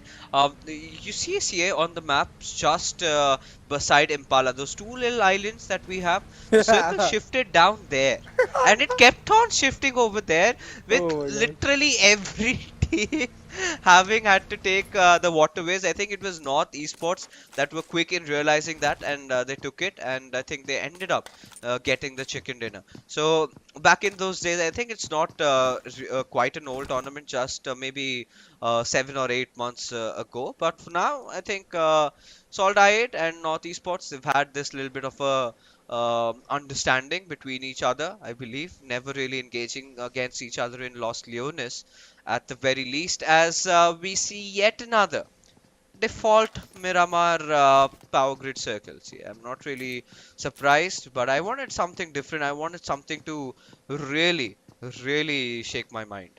Yeah, it's quite interesting. It's almost like the teams are expecting something different, because we only have Regicide and QWERTY in the Hacienda del Patron area. TMW have shifted, Star have shifted, MetershotxSKY have shifted. I think all of these teams are expecting an Eastern Circle, but they are quite surprised in what delivers, which is we see that standard circle, power grid circle, as you said, come out through. Just now, teams, they're going to have to play on the rotation. A heavy shift coming in for these teams from the Eastern area. I wonder if an aggressive team like Freestyle will spot that out and try to fight for it. Oh yeah, I think we've got to see if they do actually. But for now, I think for QWERTY, they're going to be really happy, especially ever since the grounders have given them that room to breathe down there. I think they're good to go. But for now, again, this is going to be interesting as to how teams are going to be dealing with the southeastern shift, right? We've got so many teams out there. Clarity, NorthEsports, Quantum Ridge, SALTxi8, Star. They've all got to make their way inside the circle, and the western side seems to be quite vacant. And the ground is heading towards El Pozo.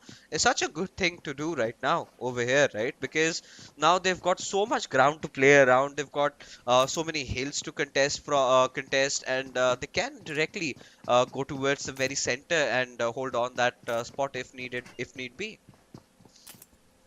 Yeah, and now Regicide, they're gonna, I think, really try to enact the same philosophy. A lot of these teams try to get into the circles, into the spots, like the way, as you mentioned, Grounders have got themselves a really nifty one with nobody around. Could be the game for them to break out from the pack. You get a good game. They're still in the 15th spot. If they're able to get a 15-20 point game, it's not a 100% guarantee, but it's a safe guarantee that you will make it to the top 16, because it's going to become very hard for all the teams to catch up to you at that point. But we'll have to see fixes, because I think one thing we have realized with PMPL Pakistan over these last 3 weeks is anything can happen. And just as I'm saying it does. Magnus spot out a rotating XGeneration. They fire the shots, but they're not able to get the knock. Oh yeah, and for Magnus again, the same old story, right? Off to a really thunderous start, and somewhere between they kind of tend to lose out the players, but this time have managed to thwart off the threat looming around Picado. And let's just hope that Mom2 and deal with the buggy, they're just gonna move around. I think it's gonna be quite interesting for them as to how, or rather where, they're gonna be heading next. Are they gonna pick any fights, or are they gonna focus on positions?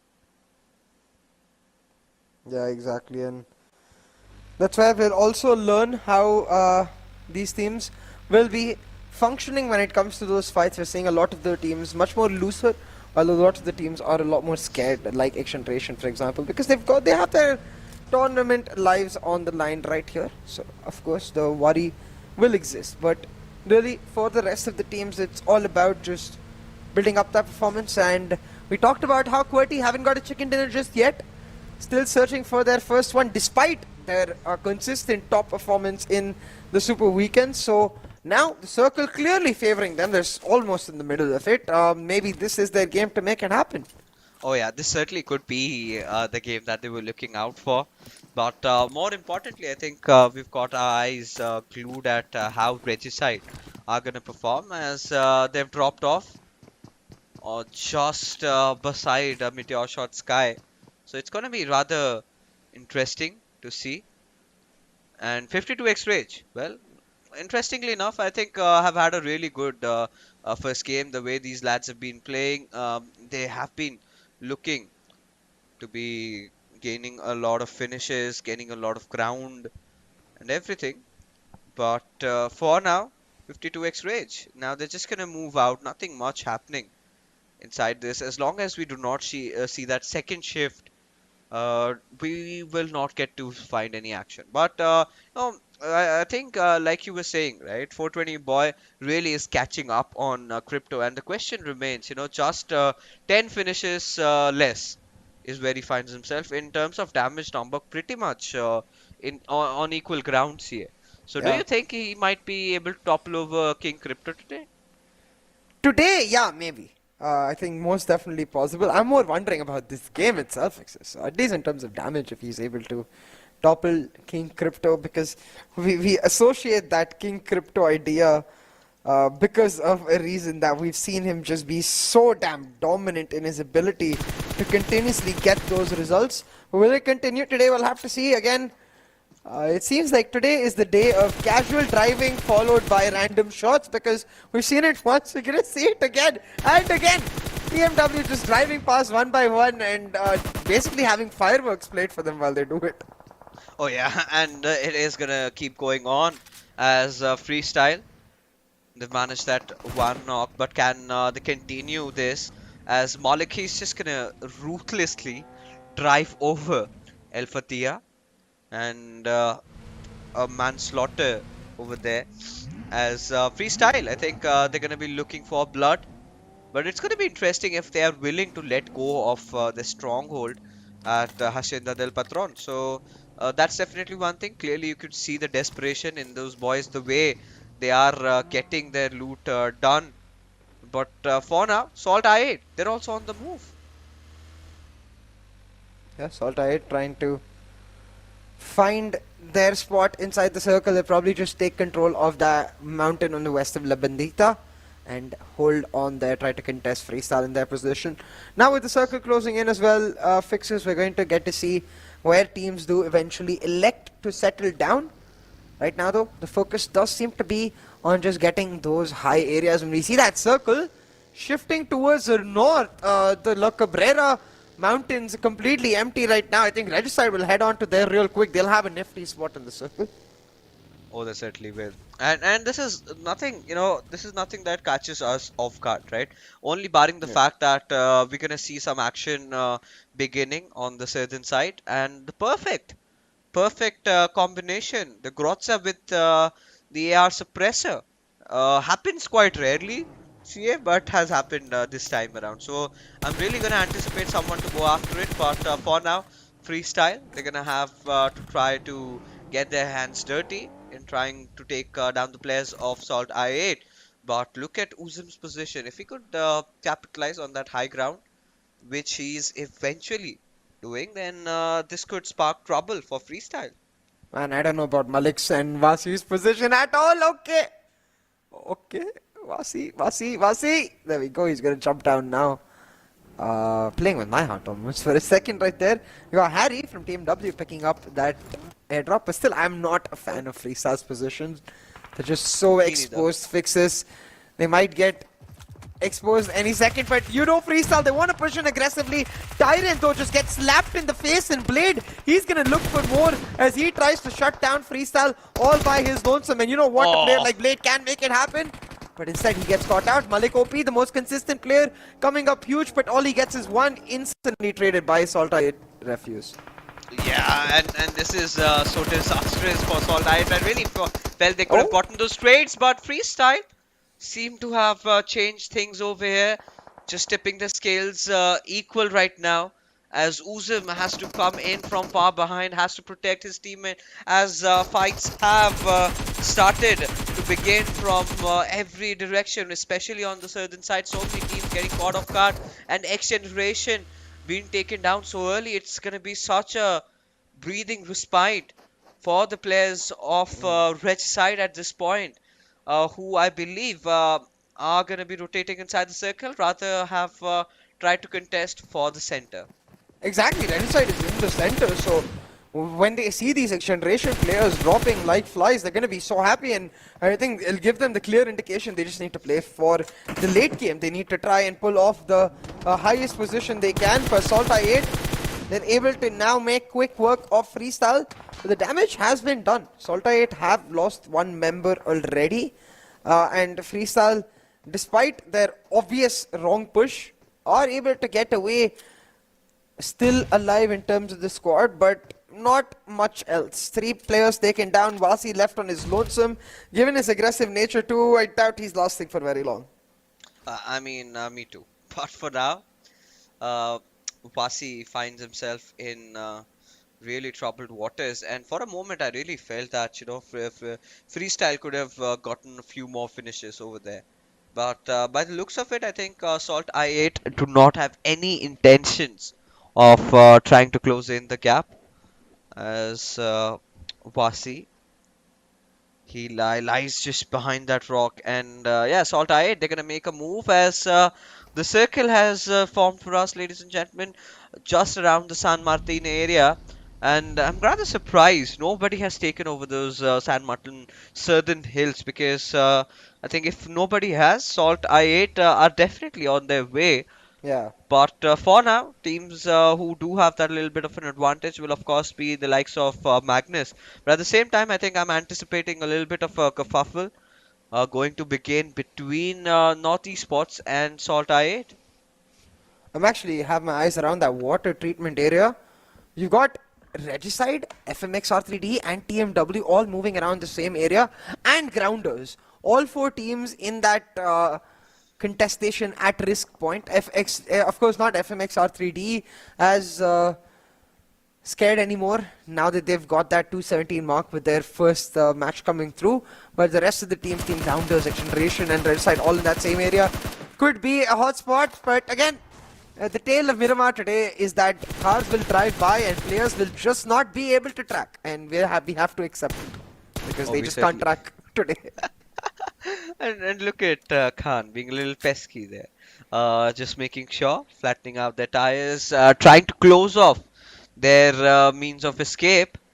But look at this spread from QWERTY, quite interesting, and we are still yet to get that winner chicken dinner from Team QWERTY, as it's a very interesting 3-1 split, and quite understandably why I could get the feeling, because of course like we know the basic rules that we have seen the majority of the circle just steering off the cities, right? But Khan acting as a contingency plan for his team, as Magnus, they would want to secure this knock of Alpha, get the finish point to themselves, as there you go, well secured, just that one finish coming in their favor, as we're still in pursuit to see where the next shift is going to be. Now, see, if I ask you to make some predictions, you know, see to the future, where do you think the zone might possibly go? I think maybe northwest involves some compounds from Hacienda del Patron, and most of the high ground that Regicide and Team Grounders are contesting right now, and really put a lot of pressure on all of the teams towards that southwest mountain area. It really is just a question of mountains, right? If it comes completely towards the right, then maybe both mountains come into play. But if it goes a little more up, a little more down, one of those mountains is just going to be out of play. It's going to force those teams to come out down the slope into the open and be at the mercy of the teams in their opposite mountain to just knock them down. Oh yeah, it's going to be interesting. Oh, there you go, there you go. Things are working out very well for Team QWERTY. You know, both their plans still intact. You know, even if it goes up to the hills, they still have 3 players. But for FMR3D, they've got to make a move. They've got to make a run for inside the circle, as the nearby unfriendly neighbors will be MetershotxSKY SalTxi8 who I believe has spotted out Anubis. Will take a go at him, but quite unable to connect any shots. Oh, but look at this hotspot though. We've got that circle making that shift towards the northwest as all of these teams now trying to move in. You've got QWERTY just trying to hold their ground. TUF though found the first knock against Quantum Rage, and then together Team Grounders and Clarity pincer down the members of 52x Rage, who just get caught trying to get into the circle. Now with the circle the way it is, fixes again, the fight between Regicide and Team Grounders is going to come up huge. These teams right next to each other in the rankings. If Regicide get a win there, it could be a huge shot for them coming up strong. But Team Grounders, they're securing elimination point after elimination point as they look to hold their own on their mountain. Oh, they certainly look to do that, as the Grounders just playing around. The HSS Teen Wolf knocks himself down by falling, and he needs to get himself back up. It's going to be such a tedious and a difficult task with QWERTY being the king of the hills, as Gravity, he's got to hold the fort over here, as Teen Wolf taking some damage from elsewhere, as Gravity will keep on trying to drop a few grenades, but Crypto seems to have stolen, or rather secured that finish to his name. SALTxi8, one more finish point added to their tally, and against Team Clarity's 420 boy, I mean, he's got a race that Crypto needs to win at this point. Wolf Reach just taking cover behind that little tree over there, but Clarity just maintaining sure that they have the lower grounds. All they've got to do is be a little bit more patient. Just a little bit more patience will get them a lot more value, but maybe we see 420 boy not able to have that patience because he must be feeling himself. He will want to just move forward on the hunt. But hey, sometimes the hunt being slowed down can reward you the most. Right now though, we've got all of these teams in the west moving in. You've got TUF piling on that pressure. Mom2 will get finished, and it looks like Quantum Rage might just be next, but TUF, they actually don't look in that direction. Serious should be able to slip by, but for how long is the question, because he just escaped the fire to walk into the frying pan. Oh yeah, at this point, oh, Rollin just barely surviving from the clutches, as 420 boy is just gonna drop around as many spokes as possible over here, because for now QWERTY still maintaining that higher ground. No finishes whatsoever to their name as things stand, but quite an interesting spread. Now this is what is concerning me. This is what has been bugging me, is Regicide coming in from behind, but Cairo making sure leading the charge will be under heavy fire as he finally falls down, getting shot from elsewhere. As TUF, they're going to capitalize on that situation. Respect going after Virus, gets that knock though. Edgar not able to really get the trade off for his teammate, but Respect has to go behind a little bit, as Joker, he's been taken down to the play zone, and TUF, one after the other, they are just falling down. TUF seem to be completely crumbling apart. Magnus able to finish them off. It's really just that last standing member. It all started off with TUF taking a bite out of Magnus, but with the help of a couple of other teams there, Respect able to avenge his fallen comrades. But all of that chaos has allowed, slowly but surely, MetershotxSKY to creep into the circle. They've got Regicide and FMxR3D trying to make it from the north. FMxR3D again stuck in the slope, stuck on the cliff. They'll just have to pray and hope that somehow Regicide stop looking in that direction and make the rotation, and then maybe FMxR3D can follow from the back.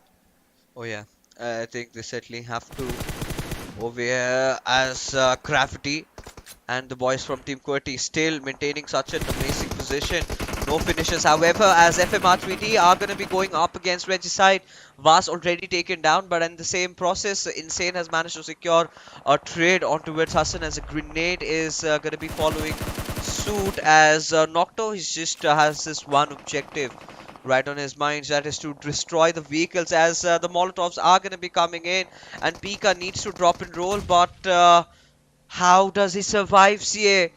Just by the whiskers. And Regicide, they're unaware.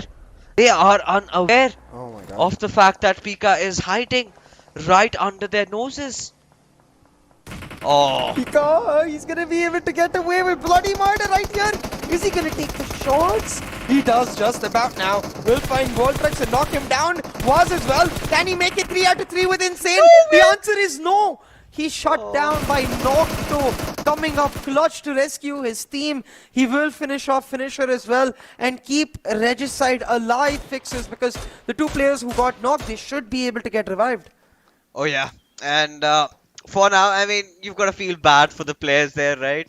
Pika really putting his hearts out, but still managed to get some hefty amount of damage. A huge blow to Regicide in trying to get a chicken, as they've got a cut out on their losses. Will have to get inside the circle with just 2 players, as QWERTY have finally managed to get a single finish, as Insane getting spotted off. Did have 1 bullet connect on him by Destroyer, but that was just about it, as the next circle shift is going to be so important, as it shifts again towards the players of QWERTY and Clarity combined, as Wolverine would spot out Nocto's rather uncharacteristic movement over there, trying to get inside the better of the circle, and has been dealt with by the players of QWERTY. QWERTY just holding on, still looking for that first chicken dinner, or in a decent spot to make it happen, especially with their players nicely split apart. They are one of the few teams with that 4-man squad, with only them, Star and TmwEsports, having that full squad, but with just them in the circle, they are in a great location to try and pull it off. Now, the way this circle is situated, Fixes, it's quite interesting how those compounds are going to come into play, because while they provide cover, they are vulnerable to nades. At the same time, you see Shapatar taking down Avenger OP, again whittling down the opposition one by one as they try to force their way inside the circle. Oh yeah, and it's getting more interesting than ever at this particular point, as you know, we're gonna start watching all the finishes happen left, right and center right now, as Khan, he started picking up pace, right? He's getting a few finishes to his own name, as the zone again has shifted towards where Clarity are, right? Not troubling them. SALTxi8, they're going to be around the edges. They're waiting for that perfect opportunity to come barging in, as the grounders are about to knock on the doors of Team Clarity, as Zibyan has no trouble getting that knock and a finish secured on the players of TmwEsports. Was it stolen away just now? Oh, might just be the case for SALTxi8. Look at that. They're being so daring, trying to get across open land, and they get punished. Reviews will get taken down, and Khan will finish him off, leaving Crypto stuck in this land all by himself. Now, Crypto, he's the last surviving member for SALTxi8, so I'm sure he's just going to play for time. But similarly, Clarity in a bad situation. They're stuck in the middle of nowhere on the very slope, just like TMW are right now. And QWERTY tried to spray them down. TMW, they're just trying to survive as long as they can, get as many finishing points, and that's why they'll be happy that another member of QWERTY, actually Gravity, is able to shut down Clarity and eliminate them. You know, just a couple of minutes ago, they were sitting with just 1 finish, and look at them right now, 11. And that clearly shows, right? All you need is that one good spot to hold on to Miramar.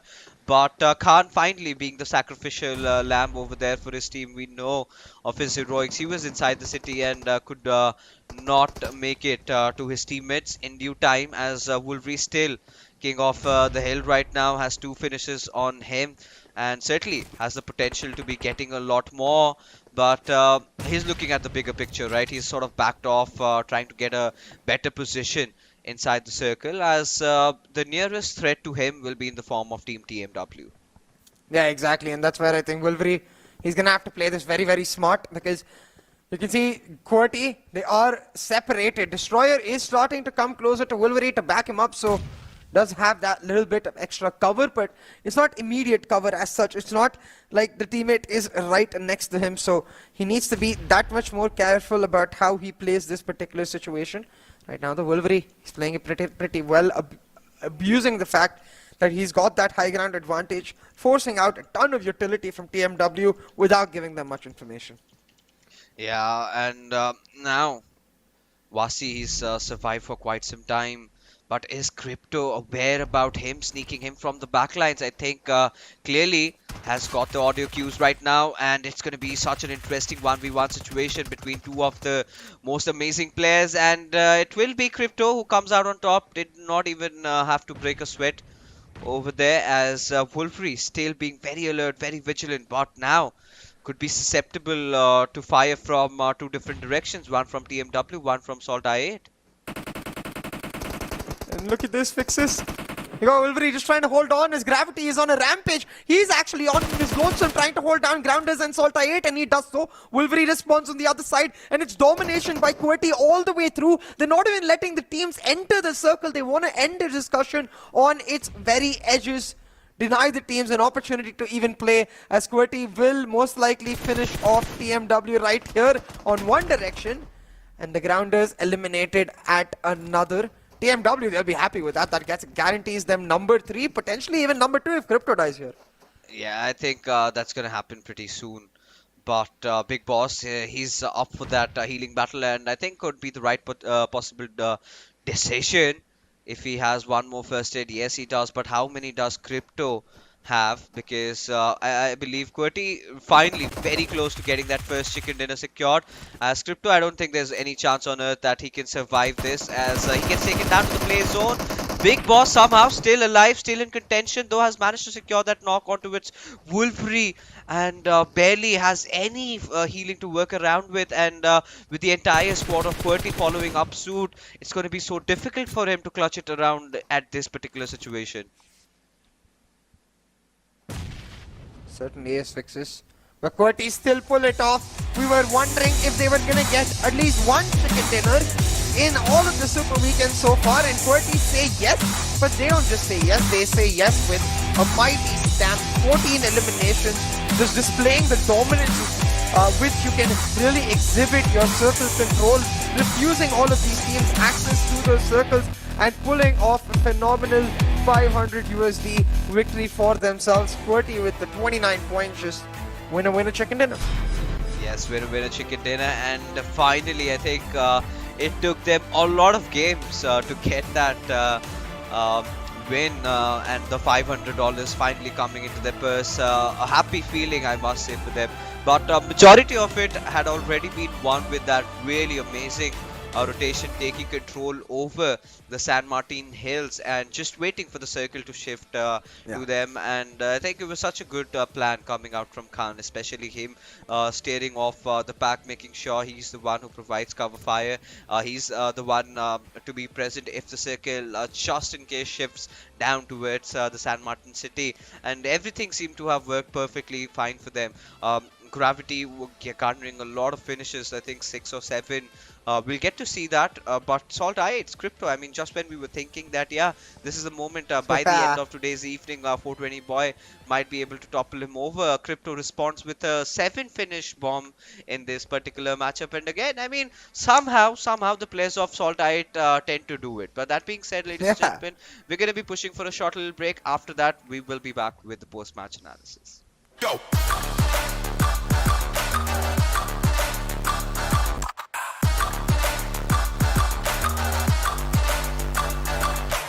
It's our chance to reach the biggest. Let the action begin.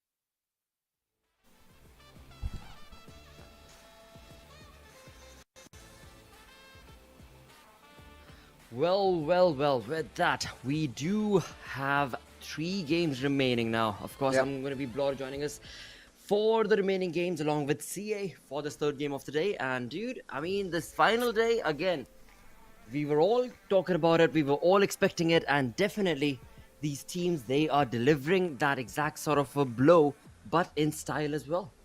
Yeah, exactly. In style, Blotter. QWERTY able to pick up this chicken dinner coming through from Miramar.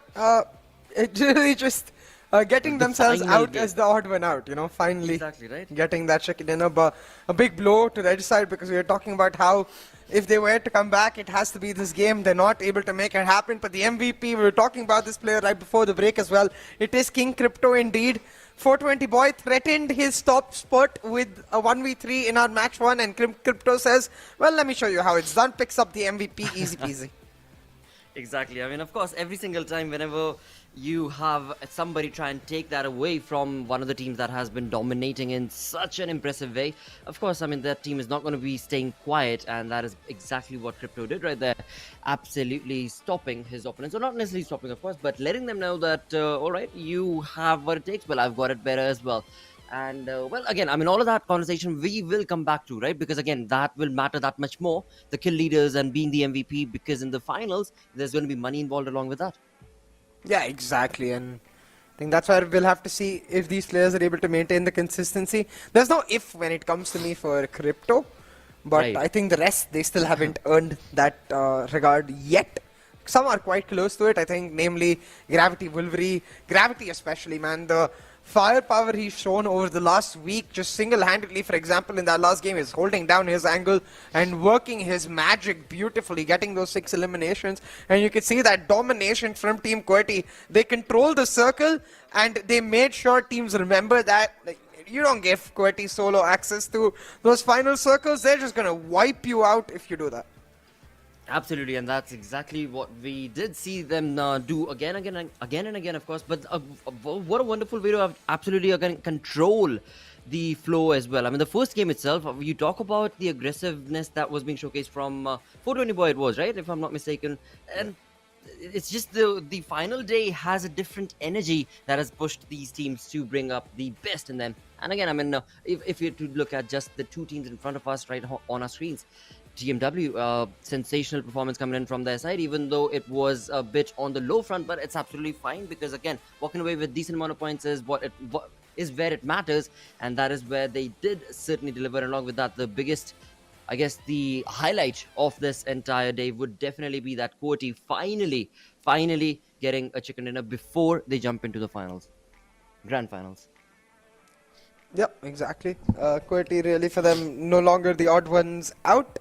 Exactly. But I think other teams as well stepping up in that regard. TmW had a great game. 3rd spot for them overall will at least add a little bit of hopium to them potentially now trying to make it out of the kerfuffle they're in, really. The idea that they're just in this position where it's quite difficult for them to make top 16. But hey, maybe is the name of the game, and they'll play that maybe game, the hopium game, as long as they can, just hoping that somehow they'll make it happen. Another thing to bring up along with the hope is also the fact that they're utilizing the opportunity, right? They're not accepting defeat, and they're utilizing the opportunity to be a part of this lobby, of course, is a huge deal. And then to be able to play against all of these players. Now, I'm not saying that they were granted this opportunity. Of course, they fought for it, and therefore they are here. But now still to be able to, participate in every single game and take on your opponents, that itself is a big experience and a learning curve that TmW is walking away with, and that itself will most certainly, I mean, I'm pretty certain that we're most certainly going to be looking back at this team in just a couple of months in a different tournament perhaps. No, 100%.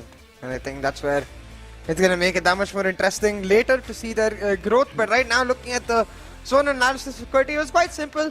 They started in their standard Hacienda del Patron area. The circle kept collapsing around them, and they definitely had the favor of the draw in that regard. But the way they were able to step it up was in the fact that I think the one thing you can't take away from them is simply that they played it to perfection. They just were able to time and time again pull out so much value for the circle they owned, and really proving that, again, we've got so many of these top teams to look out for going into the grand finals. True, that is so true, of course, and that itself definitely is a big boost for us as well, because it makes the energy kind of increase a little based on the based on it being the final day. And also the other front is that all these teams, they are, I mean, the way that they're playing actually is definitely going to be bringing up what to expect, the anticipations basically from the fans as well, right? Every single team has showcased that. So definitely the grand finals, I mean, that is going to be a massive hunt for talent. From one team to the next, every team is going to be absolutely pincering down. Oh, it's going to be nuts, really, as the way the finals unfolds. And we'll have to hold on to our horses for that, because right now, looking at the Oppo F21 Pro-Mints, and by the way, talking about exciting things coming, the F21 Pro, it's coming tomorrow, Blotter. So I'm sure a lot of our viewers are excited. Maybe some we might see currently watching PMPL while sitting in the line, outside the store, waiting for the store to open up. But looking at these pro moments, we really saw Regicide. They had a chance, but just not able to find much out of it. Exactly. Absolutely, and of course, when we move on along, FMxR3D as well, they also tried. They definitely tried to hold their fort strong for as long as they possibly could. But again, you look at QWERTY, they were in control. Look at the way that they had control of that zone as well. The numbers definitely working in their favor. The grounders certainly trying to come in around, and NorthEsports, as I mean, throughout the entire final, this third Super Weekend, NorthEsports have had a very consistent approach to every single game, that is to just try and get as many points as they can. If not, then work towards those placement points, but always be in the top 8 to the top 5. Yeah, exactly, and that consistency has been the lovely part about NorthEsports, most definitely. But I think even more than that, what has been really cool is their ability to maintain their identity, to continuously be aggressive while they're doing the same, right? So I'm really excited for what kind of NorthEsports we're going to really get to see come out when we look to the next Super Weekend coming about. But I think really right now, what is going to be even cooler is somehow witnessing these teams pull out something different, have a player pop off the way 420 Boy did, because I think at this point I just want to celebrate our final Super Weekend for what it is, and be happy in those glorious moments players are able to pull off. Absolutely, and well, that is where we do have the damage draft to talk about, because as you talk about, well, enjoying yourself, Team QWERTY definitely enjoyed the map of Miramar with almost reaching 2,500 damage in total just from their side, and the team that is going to be below them is almost 1,000 points shy, 1,000 damage points shy, of course. That is going to be the side of SALTxi8 with almost 1,600 damage. So yeah, a big chunk. That was what we saw from the side of Team QWERTY. And if there is any indication based on the graph that we're looking at for the side of NorthEsports, yeah, this team is also definitely going to be looking a lot more stronger. And now that they've gotten a basic idea of how the lobby is playing and what the lobby actually is, yeah, when it comes to the grand finals itself, we can definitely anticipate the side of NorthEsports and the likes of the others as well, 52X and all, to be able to bring back the glorious moments that they showcased in week 1 and week 2. Yeah, week 1, week 2 have really set us up for the grand finals very well, and week 3 is capping it off like a beautiful cherry on the cake. QWERTY with that chicken dinner propelled themselves to that second spot, though still far away from the Kings on the top of the hills, which is SALTxi8. But 3-star as well with a decent performance, now pushing H2E down to 10. And I do wonder if any particular team does eventually end up overtaking H2E in that regard and find themselves pushing H2E down to that bottom 11. Because right now H2E, you can see on the back of some brilliant performances in week 1 and 2, are still holding their top 10 spot strong, despite not playing in this particular Super Weekend. But as we head on to the spicy area, Blotter, we've got that 15, 16, 17 battlegrounders increasing their lead over XGeneration, while between XGeneration and Regicide, it stays more or less the same, that 13 point. But the real difference is in TMW, now crossing the 100-point mark with their performance. That is true. That is definitely true. And right now, I mean, for them to cross over Quraysh Esports definitely is going to be a easy 2-minute affair perhaps in the game. But then after that, of course, they try. I just hope that they just keep trying to get as close as they possibly can to Regicide, because well, that is what we want for them. And 3 games is still a huge undertaking and an opportunity that can very well be capitalized upon. On the other front, for the side of Regicide as well, it's going to be the same case and story from them, because we can hope that the 3 games that are remaining, they're able to get these numbers working for them and slowly but surely move into the top 16. Yeah, exactly. And man, it's gonna get extremely spicy after the second Erangel, because I feel like in Sanhok, honestly, anything can happen, and that's why the Erangel is gonna give us a clear indication of which team is feeling the pressure going into that Sanhok. But talking about exciting things, we've got this live item drop of the UMP on the PUBG Mobile Esports Pakistan channel, so make sure you go on over there, don't miss it whatsoever. I mean, I'm sure you're gonna be watching the match, but with that, it's just an extra thing we've got for you in the bag. Absolutely, and I mean, you know, everybody's actually playing with a UMP, of course. There's no two ways about it. And when you end up getting one of these wonderful live items from the game itself, being a part of PMPL, it is definitely going to be a big boon that you can utilize and showcase to your friends that, hey, look at that, that is what I've got. And again, I mean, these are things that you only get once, right? So you won't be able to participate, and the only moment is right now. And with that, sheesh, 2 games done, dude. 3 games remain. And with that, we go back to the map of Erangel. And now on Erangel, I want to ask, because to be very honest, I was not able to participate in the first game of Erangel. I was not able to see it. So I just wanted to ask, based on how Metershot has been playing, do you think they could maybe have a resurgence on this Erangel? Yeah, it's definitely possible. They had a good shout in that first game. But I think it's FMxR3D which will want to once again prove that the first match was just a misser.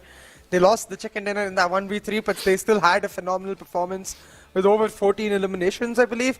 So FMxR3D will try to continue their performance in that regard. But I think really Erangel has just become a standard set. So I really want to see teams try to somehow switch it up, you know, find some variety. We saw the variety in the last game, actually. TMW switching up their drop location, going for that shelter area instead of the standard Zarki. It worked against them, so I wouldn't be surprised if they go back to Zarki now. Well, I mean, we could very well see some sort of a play like that, and that is something that we have spoken about earlier as well. This being the final day, of course, teams are going to try and use that sort of YOLO strat that we like to call it, and of course, that kind of at times does bring in an X factor, and as so perfectly mentioned by CA as well, that was done by the side of TmwEsports. So let's see in this third game if that will be the same case or not. For now, again, I mean, when it comes to these teams, they are of course prepped, they are of course ready, but there's only going to be that one walking away with that chicken dinner, and for that one, well, we're going to have to wait just another 20-25 minutes and we shall have an answer. Again, when it comes to the side of SALTxi8, there is no stopping them. That has definitely been confirmed from their side. On the other front, of course, is going to be QWERTY, who are also seeming to be like, all right, well, every other team has apparently gotten some money in the bank. We're looking pretty good, but how about we try and chime along into that pitching department, and that's what they've done in the previous game. And let's see, maybe in this upcoming one, the journey could be the same for their side, because they do end up surviving for quite a long time. Yeah, we'll have to see if they're able to make it happen once again. Right now, though, of course, the teams will be going on heading into the match as we get our Erangel started now. The flight path, we're gonna see it. Oh, seems to be there's a bit of a technical issue, so we're gonna have the rehost coming in, which means we will get to see a renewed flight path. It won't be what we just saw on our screens a second back, and I'm curious how it does end up changing. The one we had right now was quite standard. Yeah, it was. Definitely was. But, you know, again, whenever we've seen those standard sort of flight paths, you remember, I mean, when it comes down to those standard paths, it always deviates into a very crazy final zone. And, but maybe that was maybe that was in store for us. But apparently that will, of course, not be allowed, as we are going to get a different game hosted together. And when it does, this time around, a different play, a different ball game that these teams are going to be playing along with. And when it comes to, once again, I mean, so when it comes to the rivalry, yesterday we did see XGeneration get in a little bit of a kerfuffle. Has something like that also kind of ensued today? I think it was definitely, well, it hasn't happened yet. I mean, at least voluntarily. It's been teams usually just clashing without knowing that they're in the surroundings of each other. But I think it's most definitely plausible. We'll have to see which teams do end up actually trying something like that. Because again, I mean, just remembering those that play being from XGeneration yesterday against Regicide, they got that one knock and then the 1 point confirmed elimination point. And as soon as they found out that that's Regicide, they just completely started running after them. It was almost like a race that they were in with both the teams after each other in vehicles, and catching up to them and then completely obliterating them. And that's the only team. And that's the only elimination point that the team of XGeneration walked away with in that game of, I think it was Miramar itself. And so, again, I mean, that is all that they could maybe do. Or, again, I mean, maybe it was all about just being able to get up on above them, because Regicide is on that 17th position right now. So maybe that is all that they wanted. And now that rivalry is kind of fizzled out because they've gotten the advantage that they needed. So, yeah, but apart from all of that as well, when it comes to these teams, again, every single time we know all of them are going to be jumping in with a lot of momentum working for them, a wonderful synergistic play working for them, just perfect communication, the way that they're able to get themselves rolling across from one fight to the next, and also take on multiple fights as well, because that is something that we've seen QWERTY do a couple of times as well on the other front from the side of TMW, as we did just witness in this previous game. Holding on steady, right? I mean, they did not work for just getting those elimination points. Yes, they did have a few, but holding on steady and just letting the other teams play their game is something that they've learned, I believe, over the period of weeks. And that itself is a huge boon that has been given to them from this PMPL, I would say. 100%. I think we've really seen that evolution come through from QWERTY. From week one, if you remember, they were the team that was looking a little shaky. We knew they had the potential, you know, we saw it, but they were looking maybe a little nervous, a little shaky, weren't really finding themselves hit the ground running. But since then, they've just made step by step improvement, and improved so much because of the same. Now in that second spot in the overall ranking, showing themselves clearly as what we expected. You know, this is the winning team coming in from the qualifiers. We were expecting them to be one of the main teams challenging SALTxi8, and they're right up there doing exactly that.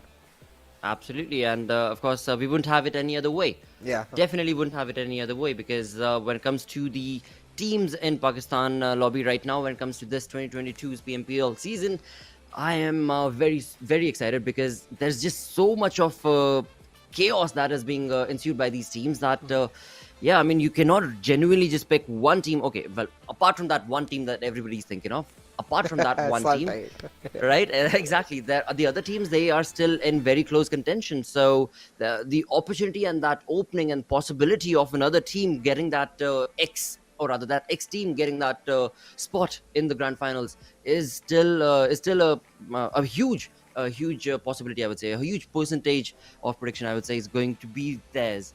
But what team? What team? That is questionable. 52X Rage have in second week been really phenomenal. H2E in League Play Day week 1 were horrendous. So was SALTxi8 actually. But then in the Super Weekend itself from week 1, H2E just picked up that slack. Same did the case for SALTxi8. So the Grounders, another team that have had that sort of climbing up to Mount Everest, reaching on the third peak and then just completely falling down again. So yeah, a lot of ups and downs, but overall now they're looking pretty consistent. All of these teams, in fact, I would say. And they've kind of warmed up amongst the lobbies and against themselves as well. So the grand finals, yeah, I'm just pointing all these things out that I'm thinking about, and why I think that the grand finals are going to be that much more of a close contestation than what the side of SALTxi8 have been able to capitalize upon from that first week's incredible play. 100%. Right now, though, I'm just excited to see this third match unfold, plotted, because I want to see which teams make it to the grand finals in the first place. Right. Because, to be honest, mathematically, it's still plausible that in the next 3 games, we see chicken dinners from Grounders, XGeneration, and Regicide, and all of them finish in the top 3 in every single 3 games left, and somehow manage to kick 4v TFD out, who are not playing. But it's very unlikely. Very, very, very, very, very unlikely. True. It has to be those teams finishing in the top 3 spots in every game, with each of them getting a chicken dinner, or at least I think Regicide may be getting 2 of those chicken dinners. So unlikely is the case. That's why the battle will just be between Regicide and XGeneration. In fact, I mean, I think it would probably require the side of PUBG God's help, because no other team should get any elimination point, and only these 3 teams should, to be able to topple over the side of 4VTFD sitting on that 207 points. But this is something we kind of discussed yesterday as well. There is a possibility, definitely, but is it easy? Because we've got the side of XGeneration, nothing taken away from their play and their approach to the game, but it is looking a little tough, because you having to be that consistent in every single game is altogether a different level of pressure altogether that this team maybe might not be up to for the task. But I shouldn't call it out like that as well, so I'll keep it at your speculation and keep my fingers crossed. Maybe they are going to get close. Maybe they're going to get close, and what is going to be that much more wonderful is they get close, and then just by a matter of few points, like 2 or 3 points, they're able to make it. That would make things exciting, I would say. Yeah, 100%. And it seems our technical issues are continuing though, so a bit of a lull in the excitement as we wait for things to get sorted out so that we can get back into action. But right now, really, I think one thing that has been set apart is SALTxi8's domination when it comes into play. Right? It's almost like teams are fighting for the second spot, not really for the first spot. And I'm curious to see if any teams are able to surprise us in that regard. Either maybe SALTxi8 have a bad weekend, which again, to be honest, very, very unlikely, or another team needs to have, another team just needs to have a crazy weekend. Otherwise, to try and force something. That's what I was pointing out too, right? I mean, when it comes down to them, the side of SALTxi8, they were able to capitalize on the opportunity that they were given in just that first week Super Weekend. Yeah. And that is where they started creating that lead for themselves. Had they not been given that opportunity from the entirety of the lobby, then things definitely would have been close, and really, really close is what I mean.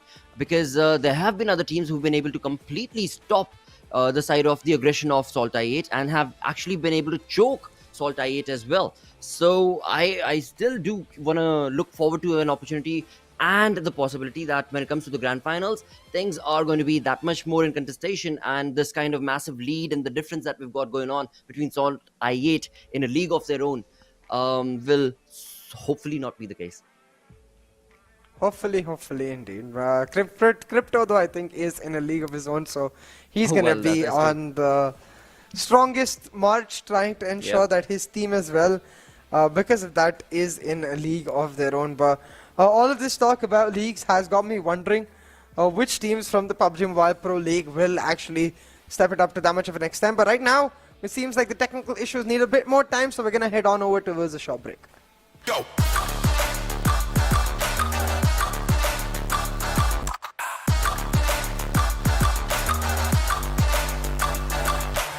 It's your chance to reach the biggest. Let the action begin.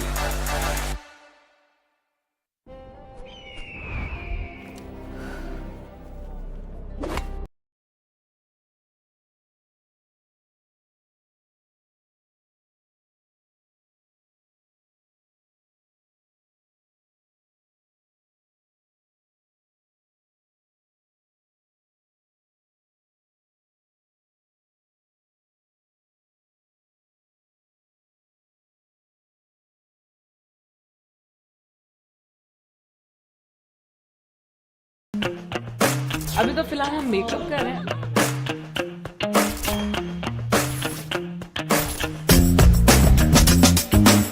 Bandit doesn't know. का मतलब ये कि don't shoot.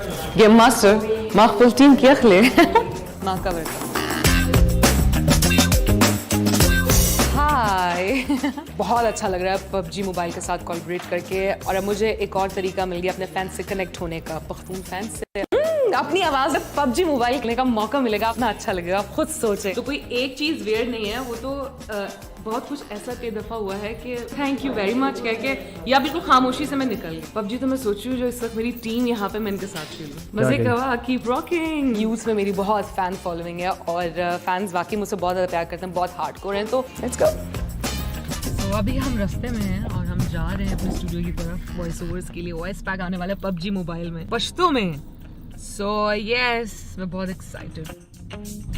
माँ cover का अलग का माँ से मदद का और मुझे प्राउड इस बात है कि मैं पठान हूँ, मुसलमान हूँ। मैं आज जो हूँ जहाँ हूँ यकीनन मेरे कल्चर की कदर ही है जो मुझे यहाँ तक लेके आई। आप लाइव स्ट्रीमिंग कब शुरू करें? बहुत जल्द मुझे लगता है। इसके बाद तो एक बनता है सेशन, तो वो तो आप जल्दी देखेंगे मुझे।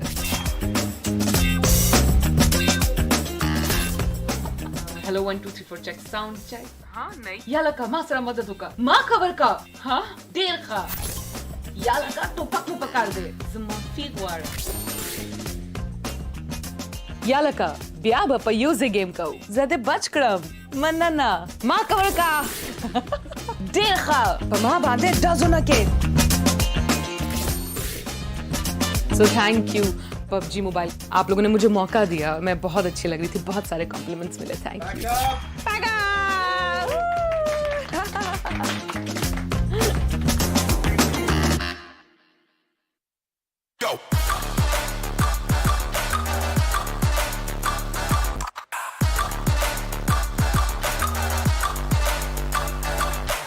It's your chance to reach the biggest. Let the action begin.